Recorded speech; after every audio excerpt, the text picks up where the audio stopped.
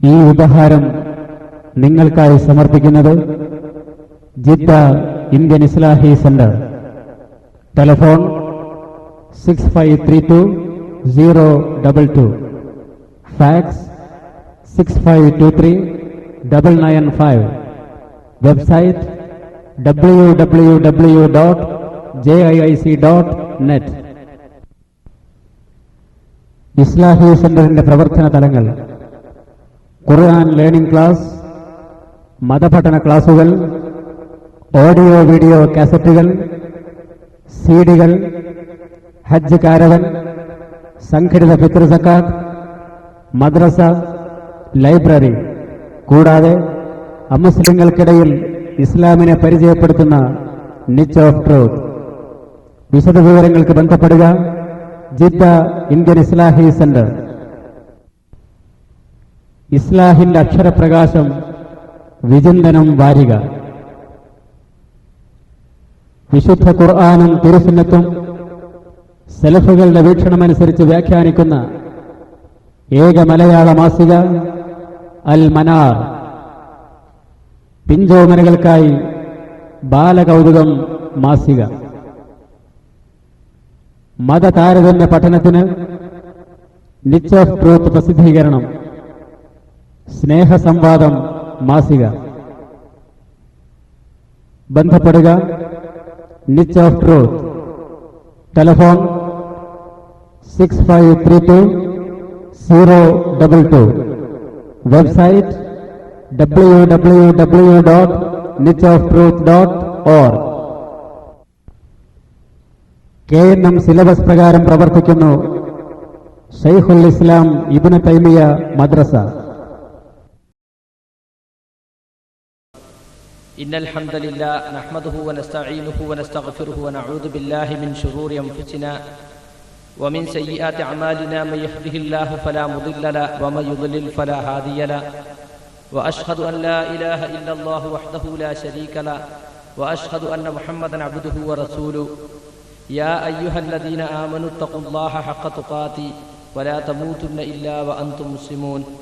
يا أيها الناس اتقوا ربكم الذي خلقكم من نفس واحدة وخلق منها زوجها وبث منهما رجالا كثيرا ونساء واتقوا الله الذي تساءلون به والأرحام إن الله كان عليكم رقيبا. يا أيها الذين آمنوا اتقوا الله وقولوا قولا سديدا يصلح لكم أعمالكم ويغفر لكم ذنوبكم ومن يطع الله ورسوله فقد فاز فوزا عظيما. أما بعد فإن خير الحديث كتاب الله وأصدق السنن سنن محمد صلى الله عليه وسلم وشر الأمور محدثاتها وكل محدثة بدعة وكل بدعة ضلالة وكل ضلالة في النار. أعوذ بالله من الشيطان الرجيم. قل إن كنتم تحبون الله فاتبعوني يحببكم الله ويغفر لكم ذنوبكم والله غفور رحيم. പ്രിയമുള്ള സഹോദരന്മാരെ, സഹോദരികളെ, വാക്കുകൾ ശ്രദ്ധിക്കാനെത്തിയിട്ടുള്ള ശ്രോതാക്കളെ, അസ്സലാമു അലൈക്കും. വളരെ പ്രധാനപ്പെട്ട ചില വിഷയങ്ങൾ ചർച്ച ചെയ്യാനാണ് നാം ഇവിടെ ഇപ്പോൾ ഒരുമിച്ച് കൂടിയിട്ടുള്ളത്. ഗൾഫിലുള്ള മിക്ക ആളുകളും അവധി ദിവസങ്ങൾ ഉറങ്ങിത്തീർക്കുകയാണ് പതിവ്. അവധി കിട്ടിയാൽ എന്തു ചെയ്യണം എന്ന് ചോദിച്ചാൽ AC-യുമിട്ട് നല്ലൊരു ഭക്ഷണം ഉണ്ടാക്കിയിട്ട് കിടന്നുറങ്ങുക, ഉറങ്ങി പൂതി തീർക്കുക. യഥാർത്ഥത്തിൽ ആ ഒരു ഉല്ലാസം മാറ്റിവെച്ച് എന്തെങ്കിലും പഠിക്കണം, മനസ്സിലാക്കണം എന്ന നിലക്കാണ് ഉറക്കം ഒഴിവാക്കി താല്പര്യത്തോടെ നമ്മുടെ സുഹൃത്തുക്കൾ ഇവിടെ എത്തിയിട്ടുള്ളത്. അള്ളാഹു അതിന് അർഹമായ പ്രതിഫലം നൽകട്ടെ എന്ന് ഞാൻ ആദ്യമായി പ്രാർത്ഥിക്കുകയാണ്. എനിക്കിവിടെ സംസാരിക്കാൻ വേണ്ടി തെരഞ്ഞെടുക്കപ്പെട്ടിട്ടുള്ള വിഷയം അവഗണിക്കപ്പെടുന്ന നബിചര്യകൾ എന്നതാണ്. അഷ്ഹദു അല്ലാ ഇലാഹ ഇല്ലല്ലാഹ് എന്നതിനൊപ്പം അഷ്ഹദു അന്ന മുഹമ്മദ് റസൂലുള്ളാഹ് എന്നുകൂടി അംഗീകരിച്ചാലേ ഒരാൾ മുസ്ലിമാവുകയുള്ളൂ എന്ന കാര്യം ഇസ്ലാമിനെ കുറിച്ച് പ്രാഥമികമായി അറിയുന്ന ഏവർക്കും അറിയാം. എന്താണ് ഈ രണ്ടാമത്തെ കലിമയുടെ താല്പര്യം?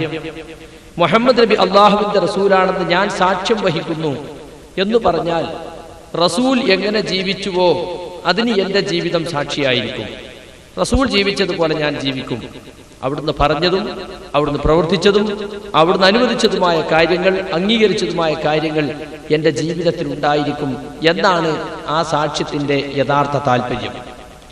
ഇസ്ലാഹി പ്രവർത്തകരെ സംബന്ധിച്ചിടത്തോളം ബിദ്അത്തിനെതിരിൽ യുദ്ധം ചെയ്യുന്ന ഒരു പ്രസ്ഥാനമാണ് യഥാർത്ഥത്തിൽ ഇസ്ലാഹി പ്രസ്ഥാനം. ശിർക്ക് ബിദ്അത്തുകൾക്കെതിരുള്ള സമരമാണ് ഇസ്ലാഹി പ്രസ്ഥാനത്തിന്റെ മുഖ്യ അജണ്ട തന്നെ. പക്ഷേ ബിദ്അത്തുകൾ നിർമ്മാർജ്ജനം ചെയ്യുന്നതിനുള്ള അത്ര താല്പര്യം പല സുന്നത്തുകളും ജീവിതത്തിൽ പകർത്തുന്നതിൽ നമ്മുടെ പ്രവർത്തകരിൽ കാണുന്നില്ല എന്ന ഖേദകരമായ വസ്തുതയാണ് യഥാർത്ഥത്തിൽ ഈ വിഷയം ചർച്ച ചെയ്യാൻ നമ്മളെ പ്രേരിപ്പിക്കുന്നത്. പൊതുവെ മുസ്ലിങ്ങൾ അവഗണിക്കുന്ന നബിചര്യകൾ എന്നതിലുപരി ഇസ്ലാഹി പ്രവർത്തകർ അറിഞ്ഞോ അറിയാതെയോ അവഗണിക്കുകയോ വിസ്മരിക്കുകയോ ചെയ്തിട്ടുള്ള ചില സുന്നത്തുകളെ സംബന്ധിച്ചാണ് എനിക്ക് നിങ്ങളോട് പറയാനുള്ളത്. ഒരു ബിദ്അത്ത് അത് ബിദ്അത്താണെന്ന് ബോധ്യപ്പെട്ടാൽ അത് നിർമ്മാർജ്ജനം ചെയ്യുന്നതിൽ നമ്മൾ വലിയ കണിശത കാണിക്കുകയും അതിനുവേണ്ടി എന്ത് ത്യാഗം സഹിക്കാനും കുടുംബങ്ങളുമായി പണങ്ങാനും ബന്ധം വിച്ഛേദിക്കാനും ഒക്കെ നമുക്ക് പ്രയാസമില്ല. പക്ഷേ ഒരു സുന്നത്ത് ജീവിതത്തിൽ പകർത്താൻ അതെത്ര കേട്ടാലും പലരുടെയും ആളുകളുടെയും മനസ്സിലേക്ക് അത് കയറുന്നില്ല. ഞാൻ ചെറുപ്പത്തിൽ അങ്ങനെ ശീലിച്ചതാണ്, മുമ്പ് കാലം മുതൽക്ക് അങ്ങനെയാണ് ശീലിച്ചത്. അത് മാറ്റാൻ പ്രയാസമാണ്. മറ്റേ മൗലവി പറയുന്നുണ്ടല്ലോ അതിന് കുഴപ്പമില്ലാന്ന്, ഈ മൗലവി പറഞ്ഞിട്ടുണ്ടല്ലോ അതിന് കുഴപ്പമില്ലാന്ന് എന്നൊക്കെ പറഞ്ഞിട്ട് ദുർന്യായങ്ങൾ കണ്ടെത്തി സ്വന്തം ചെയ്തികളെ ന്യായീകരിക്കുന്ന പ്രവണതയാണ് പലപ്പോഴും നമ്മുടെ പ്രവർത്തകർക്കിടയിൽ കാണുന്നത്. യഥാർത്ഥത്തിൽ നബി സല്ലല്ലാഹു അലൈഹി വസല്ലമയുടെ സുന്നത്തിനെ അവഗണിക്കുകയോ കരുതിക്കൂട്ടി നിരാകരിക്കുകയോ അല്ലെങ്കിൽ ആ സുന്നത്ത് സ്വീകരിക്കുന്നവരെ പരിഹസിക്കുകയോ പുച്ഛിക്കുകയോ ചെയ്യുന്ന ആളുകൾ അവർ യഥാർത്ഥത്തിൽ ഇസ്ലാമിക സമൂഹത്തിൽ യാതൊരു സ്ഥാനവുമില്ലാത്തവരാണ്. റസൂലിന്റെ സഹാബികൾ അത്തരം ആളുകളോട് സഹവസിക്കുക പോലും ഇല്ലായിരുന്നു, അവരെ ബഹിഷ്കരിക്കും, അവരോട് സംസാരിക്കുക പോലും ഇല്ല എന്ന് സഹാബികളുടെ ചരിത്രത്തിൽ നമുക്ക് കാണാൻ സാധിക്കും. നമ്മളെ സംബന്ധിച്ചിടത്തോളം നമ്മൾ സ്വർഗത്തിൽ പോകണം എന്നുദ്ദേശിക്കുന്ന അതിനുവേണ്ടി കഷ്ടപ്പെടുന്ന ആളുകളാണ് നമ്മൾ. ഈ സമൂഹത്തിന്റെ പൊതുധാരയിൽ നിന്ന് വിട്ടുനിന്ന് വേറെ പ്രവർത്തനവും വേറെ സംരംഭങ്ങളുമായി പോകുന്നത്, പലപ്പോഴും നമ്മളെ കുടുംബങ്ങളുമായി പിണങ്ങേണ്ടി വരുന്നത്, നമ്മുടെ സുഹൃത്തുക്കളുമായി അകലേണ്ടി വരുന്നത്, ഈ ഭൗതിക ലോകത്ത് കിട്ടുന്ന ഒട്ടനവധി ലാഭങ്ങൾ നാം ഒഴിവാക്കുന്നത് എന്തിനു വേണ്ടിയാണ്? സ്വർഗത്തിൽ പോകണം, സ്വർഗത്തിൽ പോകാനുള്ള മാർഗം ഇതാണ് എന്ന നിലക്കാണ്. എങ്കിൽ റസൂലിന്റെ ഹദീസ് നമ്മുടെ മനസ്സിൽ ഉണ്ടായിരിക്കണം. കുല്ലു ഉമ്മത്തി യദ്ഖുലൂനൽ ജന്ന ഇല്ലാ മൻ അബ. എന്റെ ഉമ്മത്തിൽപ്പെട്ട എല്ലാവരും സ്വർഗത്തിൽ കടക്കുന്നതാണ്, വിസമ്മതിച്ചവനൊഴികെ. അപ്പൊ സഹാബികൾ ചോദിച്ചു, ആരാണ് റസൂലെ വിസമ്മതിച്ചവർ? ഖാല മൻ അതാഅനി ദഖലൽ ജന്ന വമൻ അസാനി ഫഖദ് അബ. എന്നെ അനുസരിച്ചവൻ അവൻ സ്വർഗത്തിൽ കടക്കും, എന്നെ ധിക്കരിച്ചവൻ, ഞാൻ പറഞ്ഞതിന് എതിര് പ്രവർത്തിച്ചവൻ, അവനാണ് വിസമ്മതിച്ചവൻ എന്ന് അല്ലാഹുവിന്റെ റസൂൽ പറഞ്ഞിട്ടുണ്ട്. അപ്പൊ റസൂലുള്ളാഹി സ്വല്ലല്ലാഹു അലൈഹി വസല്ലം നമുക്ക് എന്തൊന്ന് കാണിച്ചു തന്നിട്ടുണ്ടോ അത് അനുസരിക്കുക എന്നത് നമ്മളെ സംബന്ധിച്ചിടത്തോളം ഒഴിച്ചുകൂടാൻ പാടില്ലാത്ത കാര്യമാണ്. മാത്രമല്ല, പടച്ചവന്റെ പൊരുത്തവും തൃപ്തിയും കൂടാതെ എനിക്കോ നിങ്ങൾക്കോ സ്വർഗത്തിൽ കടക്കാൻ സാധ്യമല്ല. പടച്ചവന്റെ തൃപ്തി കിട്ടണമെങ്കിൽ എന്ത് വേണം? സൂറത്ത് ആല ഇംറാനിലെ ആയത്ത് ഞാൻ ഓതി വെച്ച ആയത്ത് അതാണ് പഠിപ്പിക്കുന്നത്. ഖുൽ ഇൻ കുൻതും തുഹിബ്ബൂനല്ലാഹ് ഫത്തബിഊനി യുഹ്ബിബുകുമുല്ലാഹ് വയഗ്ഫിർ ലക്കും ദുനൂബക്കും വല്ലാഹു ഗഫൂറുർ റഹീം. പറയൂ പ്രവാചകരെ, നിങ്ങൾ അല്ലാഹുവിനെ ഇഷ്ടപ്പെടുന്നുവെങ്കിൽ എന്നെ പിൻപറ്റുക. ഇൻ കുൻതും തുഹിബ്ബൂനല്ലാഹ് ഫത്തബിഊനി. അല്ലാഹുവിനോട് നിങ്ങൾക്ക് ഇഷ്ടമുണ്ടെങ്കിൽ അല്ലാഹുവിന്റെ ദൗത്യവുമായി വന്ന എന്നെ നിങ്ങൾ പിൻപറ്റണമെന്ന് റസൂലിനോട് ജനങ്ങളോട് പ്രഖ്യാപിക്കാൻ വേണ്ടി പറയുകയാണ്. എന്നാൽ യുഹ്ബിബുകുമുല്ലാഹ്, അല്ലാഹു നിങ്ങളെ സ്നേഹിക്കും. വയഗ്ഫിർ ലക്കും ദുനൂബക്കും, അവൻ നിങ്ങളുടെ പാപങ്ങൾ പൊറുത്തു തരും. അവൻ പാപം പൊറുക്കുന്ന കരുണാനിധി അത്രേ. അപ്പൊ പടച്ചവന്റെ തൃപ്തിയും പൊരുത്തവും കിട്ടി സ്വർഗത്തിൽ പോകണമെന്ന് ആഗ്രഹിക്കുന്നവരാണ് നമ്മൾ. എങ്കിലെന്തു വേണം? റസൂൽ എന്തെന്ന് പഠിപ്പിച്ചുവോ അത് നാം നമ്മുടെ ജീവിതത്തിൽ പകർത്തിയേ പറ്റൂ. റസൂൽ വളരെ കണിശമായും കൃത്യമായും പഠിപ്പിച്ച സംഗതികൾ പോലും നമ്മുടെ ജീവിതത്തിൽ നാം കരുതിക്കൂട്ടി അവഗണിക്കുകയോ അല്ലെങ്കിൽ അശ്രദ്ധ കൊണ്ട് മാറ്റിവെക്കുകയോ ചെയ്താൽ അതിന്റെ കുറ്റം നമുക്ക് നരകത്തിൽ പോകേണ്ടി വരിക എന്നതായിരിക്കും. അത് നമ്മുടെ മനസ്സിൽ എപ്പോഴും ഉണ്ടായിരിക്കണം. ലാ യുഅ്മിനു അഹദുക്കും ഹത്താ യകൂന ഹവാഹു തബഅൻ ലിമാ ജിഅ്തു ബിഹി. ഞാൻ കൊണ്ടുവന്ന ദീനിനോട് നിങ്ങളുടെ ഇച്ഛ ആ ദീനിനെ പിൻപറ്റുന്നതാകണം. അതുവരെ നിങ്ങൾ ഒരിക്കലും മുഅ്മിനാവുകയില്ല എന്നാണ് റസൂൽ പറയുന്നത്. ചില ആളുകളോട് എന്തെങ്കിലുമൊക്കെ പ്രധാനപ്പെട്ട നബിചര്യകൾ നിങ്ങൾ എന്തുകൊണ്ട് ജീവിതത്തിൽ പകർത്തുന്നില്ല, നിങ്ങൾ അങ്ങനെയല്ലേ റസൂൽ കാണിച്ചത്, അതെനിക്ക് ഇഷ്ടമല്ല, എന്റെ ഭാര്യയ്ക്ക് ഇഷ്ടമല്ല, പലർക്കും ഇഷ്ടമല്ല. ആളുകളുടെ ഇഷ്ടത്തിന് നമ്മൾക്ക് യഥാർത്ഥത്തിൽ ഒരു മുഅ്മിൻ എന്ന് പറഞ്ഞാൽ അയാൾക്ക് സ്വന്തം ഇഷ്ടമില്ല. അള്ളാഹുവിന്റെ ഇഷ്ടം എന്ത്, റസൂലിന്റെ ഇഷ്ടമെന്ത്, അതായിരിക്കണം നമ്മുടെ ഇഷ്ടം. അള്ളാഹ്ക്ക് ഇഷ്ടമില്ലാത്തൊരു കാര്യം, അള്ളാഹ്ക്ക് വെറുപ്പുള്ളൊരു കാര്യം, റസൂലിന് വെറുപ്പുള്ളൊരു കാര്യം നമ്മൾ വെറുക്കണം. അപ്പോൾ മാത്രമാണ് നമ്മുടെ ഈമാൻ പൂർത്തിയാവുകയുള്ളൂ. നമ്മുടെ ഇഷ്ടത്തിനൊത്ത് ഇസ്ലാമിനെ ഇങ്ങോട്ട് വളക്കാനാണ് പല ആളുകളും ശ്രമിക്കുന്നത്. യഥാർത്ഥത്തിൽ ചെയ്യേണ്ടത് അതല്ല. നമ്മുടെ ഇഷ്ടങ്ങളെ, നമ്മുടെ താല്പര്യങ്ങളെ റസൂലുള്ളാന്റെ സുന്നത്തിന്, പരിശുദ്ധ ഖുർആന്റെ കൽപ്പനകൾക്ക് അങ്ങോട്ട് വളക്കാനും വഴക്കാനും ഒതുക്കാനും നമുക്ക് കഴിയണം. കാലിനൊപ്പിച്ച് ചെരുപ്പ് മുറിക്കുക അല്ലാതെ ചെരുപ്പിനൊപ്പിച്ച് കാല് മുറിക്കാറുണ്ട് ആരെങ്കിലും? പക്ഷെ നമ്മുടെ ആളുകൾ പലപ്പോഴും അങ്ങനെയാണ്. നമ്മുടെ താല്പര്യത്തിനൊത്ത് ഇസ്ലാമിന്റെ കൽപ്പനകളെ വളച്ചും ചെരിച്ചും ഭേദഗതി വരുത്തി വ്യാഖ്യാനിക്കുകയാണ്. ചില ആളുകൾ ചോദിക്കും, അതൊക്കെ നിങ്ങൾ അങ്ങനെ പറഞ്ഞാലും നമുക്കൊരു സ്വാതന്ത്ര്യം അല്ലാഹു തന്നിട്ടില്ലേ? നമ്മുടെ വ്യക്തിപരമായ കാര്യങ്ങളിൽ പോലും നമുക്ക് സ്വാതന്ത്ര്യം, പിന്നെ എന്ത് ഇസ്ലാമാണ്? ചില ആളുകൾ ചോദിക്കാണ്. വ്യക്തിപരമായ സ്വാതന്ത്ര്യം എന്നത് പരിധികളുണ്ട് അല്ലാഹു നിശ്ചയിച്ചിട്ട്. ആ പരിധികൾക്കുള്ളിൽ നിന്നുള്ള സ്വാതന്ത്ര്യം നമുക്കുള്ളൂ. വമാ കാന ലിമുഅ്മിനിൻ വലാ മുഅ്മിനത്തിൻ ഇദാ ഖളല്ലാഹു വറസൂലുഹു അംറൻ അൻ യകൂന ലഹുൽ ഖിയറത്തു മിൻ അംരിഹിം. ഒരു സത്യവിശ്വാസിയായ പുരുഷനാകട്ടെ സ്ത്രീയാകട്ടെ, അല്ലാഹുവും അവന്റെ റസൂലും ഒരു കാര്യം തീരുമാനിച്ചു കഴിഞ്ഞാൽ, വിധിച്ചു കഴിഞ്ഞാൽ അതിൽ സ്വന്തം ഇഷ്ടം പ്രവർത്തിക്കുവാൻ അവർക്ക് അവകാശമില്ല. സൂറത്ത് അൽ അഹ്സാബിലെ ആയത്താണത്, ഓർമ്മിക്കേണ്ട ആയത്താണ്. അഭിപ്രായ സ്വാതന്ത്ര്യമില്ല അവിടെ, ഇഷ്ടങ്ങൾക്ക് താല്പര്യങ്ങൾക്ക് അവിടെ പ്രത്യേകതയില്ല. മാത്രല്ല വമൻ യഅസില്ലാഹ വറസൂലഹു ഫഖദ് ലല്ല ദലാലൻ മുബീനാ. ആരെങ്കിലും അല്ലാഹുവിനും അവന്റെ റസൂലിനും എതിരെ പ്രവർത്തിച്ചാൽ അവർ വ്യക്തമായും പിഴച്ചു പോയിരിക്കുന്നു എന്ന് പരിശുദ്ധ ഖുർആൻ നമ്മളോട് പറയുകയാണ്. നമ്മുടെ സുഹൃത്തുക്കൾക്ക് സംഭവിച്ച അബദ്ധം എന്താണെന്ന് ചോദിച്ചാൽ, പ്രമാണങ്ങളെ മനസ്സിലാക്കുന്നതിൽ നമ്മളെ ബുദ്ധിക്ക് അമിതമായ പ്രാധാന്യം കൊടുത്തു. എന്നിട്ട് ബുദ്ധിക്ക് യോജിച്ചത് മാത്രം എടുത്താൽ മതി, ബുദ്ധിക്ക് യോജിക്കാത്തതൊക്കെ തള്ളിക്കളയാം. അങ്ങനെ സ്വന്തം ബുദ്ധി ഉപയോഗിച്ച് റസൂലിന്റെ പല ഹദീസുകളെയും അവർ തള്ളിക്കളയാൻ തുടങ്ങി. ചില ആളുകളൊക്കെ അതിന് പറയാറുണ്ട്, ബുദ്ധിക്കെതിരായ ഹദീസൊക്കെ തള്ളാന്നുണ്ടല്ലോ. ബുദ്ധിക്കെതിരായ ഹദീസ് തള്ളാമെന്നൊരു പൊതു കായിക പഠിപ്പിക്കുകയല്ല മുഹദ്ദിസുകൾ ചെയ്തിട്ടുള്ളത്. നാം തള്ളിക്കളയേണ്ടതായ ഹദീസുകൾ, അതായത് ദുർബലമായ ഹദീസുകൾ, മൗദൂആയ ഹദീസുകൾ, ഇതൊക്കെ പരിശോധിച്ച് നോക്കിയാൽ നമുക്ക് കാണാൻ സാധിക്കും അത് മിക്കതും ബുദ്ധിക്കെതിരായിരിക്കും, ഇസ്ലാമിന്റെ പൊതു തത്വങ്ങൾക്കെതിരായിരിക്കും. അത് നമുക്ക് കാണാൻ സാധിക്കും. പ്രാഥമിക ബുദ്ധിക്കെതിരായ കാര്യങ്ങൾ തള്ളിക്കളയാം, അതിൽ യാതൊരു സംശയവുമില്ല.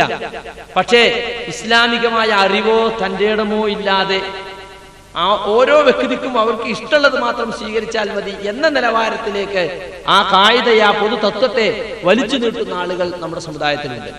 റസൂൽ പറഞ്ഞിട്ടുണ്ട്, ഇമാം ഹാക്കിം ഉദ്ധരിച്ച ഹദീസിൽ കാണാം, സതഫ്തരിഖു ഉമ്മത്തി അലാ ബിദ്ഇൻ വസബഈന ഫിർഖ. എന്റെ സമുദായം 70 ചില്ലാനം വിഭാഗങ്ങളായി വേർപിരിഞ്ഞു പോകുന്നതാണ്. അഅലമുഹാ ഫിത്നതൻ അലാ ഉമ്മത്തി ഖൗമൻ യഖീസൂനൽ ഉമൂറ ബിറഅയിഹിം ഫയുഹർരിമൂനൽ ഹലാൽ വയുഹല്ലിലൂനൽ ഹറാം. അതിൽ എന്റെ സമുദായത്തിന് ഏറ്റവും പരീക്ഷണമുള്ള വിഭാഗം എന്ന് പറഞ്ഞാൽ, എന്റെ സമുദായത്തിൽ ഏറ്റവും കൂടുതൽ കുഴപ്പമുണ്ടാക്കുന്ന വിഭാഗം കാര്യങ്ങളെ സ്വന്തം ബുദ്ധിക്കനുസരിച്ച്, അഭിപ്രായങ്ങൾക്കനുസരിച്ച് തുലനം ചെയ്തു നോക്കുന്നവരാണ്. എന്നിട്ട് അവൻ ഹലാലിനെ ഹറാമാക്കും, ഹറാമിനെ ഹലാലാക്കും.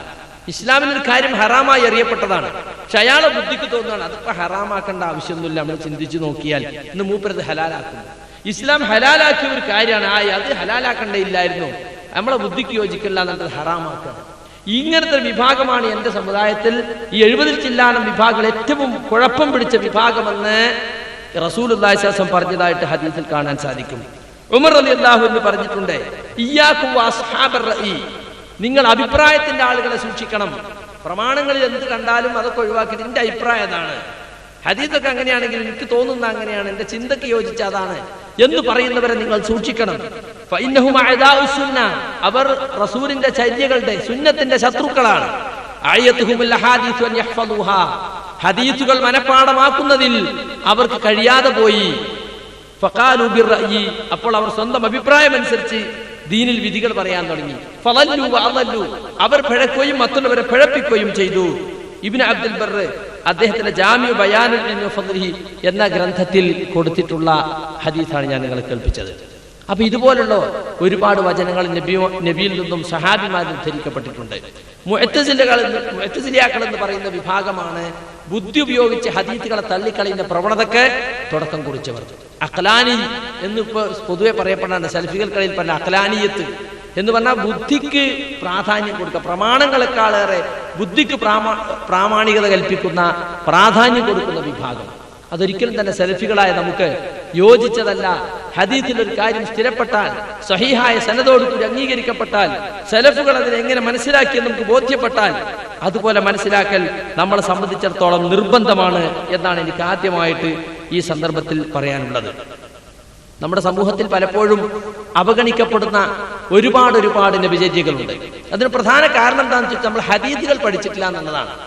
പരിശുദ്ധ ഖുർആന്റെ അർത്ഥം പഠിക്കാൻ നമ്മൾ പലപ്പോഴും ശ്രമിക്കുന്നുണ്ടെങ്കിലും ഇസ്ലാമിന്റെ ജീവിതസ്പർശിയായ ഒരുപാട് വിശദീകരണങ്ങൾ ഉള്ളത്, പ്രായോഗികമായ കാര്യങ്ങൾ, ഖുർആനിക തത്വങ്ങളുടെ പ്രായോഗികമായ വിശദീകരണമുള്ളത് ഹദീസ് ഗ്രന്ഥങ്ങളിലാണ്.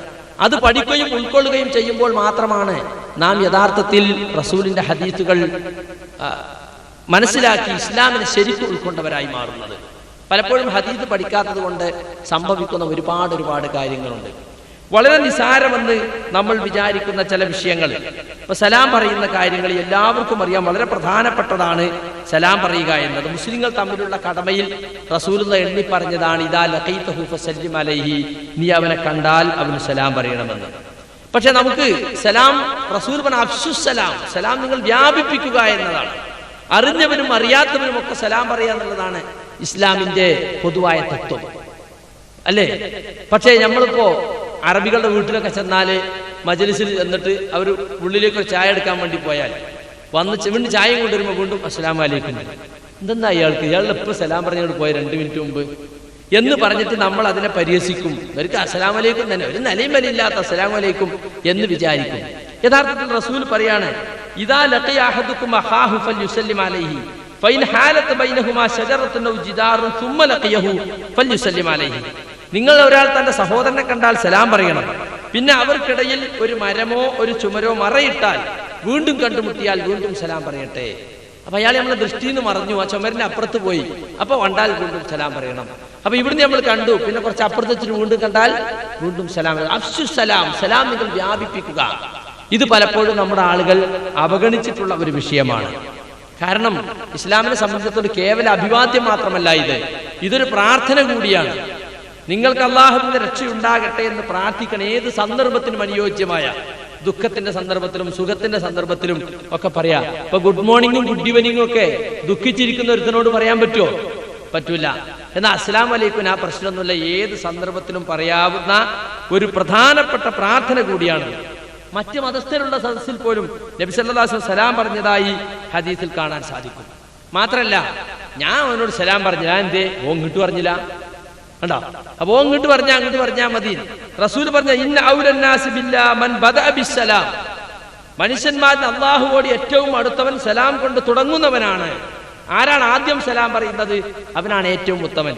ഇപ്പൊ രണ്ടാളുകൾ തമ്മിൽ പിണങ്ങി, നമ്മൾ എന്നിട്ട് അവരെ മസ്ലഹത്താക്കി, നിങ്ങളൊന്ന് തമ്മിൽ സുൽഹായി എന്നിട്ട് എന്നാ ശരി നിങ്ങളൊന്ന് സലാം പറയും. സലാം പറയുന്ന അറിയുമ്പോൾ ഒരുത്തൻ പറയും ഞാൻ പറയില്ല, ഓൻ പറയട്ടെ, ഓനല്ലേ തെറ്റിയത്. അപ്പൊ മറ്റോ പറഞ്ഞ ഓൻ പറയാം ഞാൻ പറയില്ല, ഓനല്ലേ തെറ്റിയത്. കണ്ടോ? അപ്പൊ ആദ്യം സലാം പറഞ്ഞ ഓന്റെ അഭിമാനത്തിന് ശതാണെന്നാണ് ഓൻ വിചാരിക്കുന്നത്. റസൂൽ പറഞ്ഞിട്ടുണ്ട് 3 ദിവസത്തിലധികം നിങ്ങൾ പണങ്ങി നിൽക്കരുത്, കണ്ടാൽ അങ്ങോട്ടും ഇങ്ങോട്ടും മുഖം തിരിഞ്ഞു പോകുന്ന രൂപത്തിൽ. അതിലേറ്റവും ഉത്തമൻ സലാം കൊണ്ട് തുടങ്ങുന്നവനാണ്. അപ്പൊ ആരാ ആദ്യം സലാം പറഞ്ഞു? ഓനാണ് ഉത്തമെന്ന് റസൂൽ പഠിപ്പിക്കാണ്.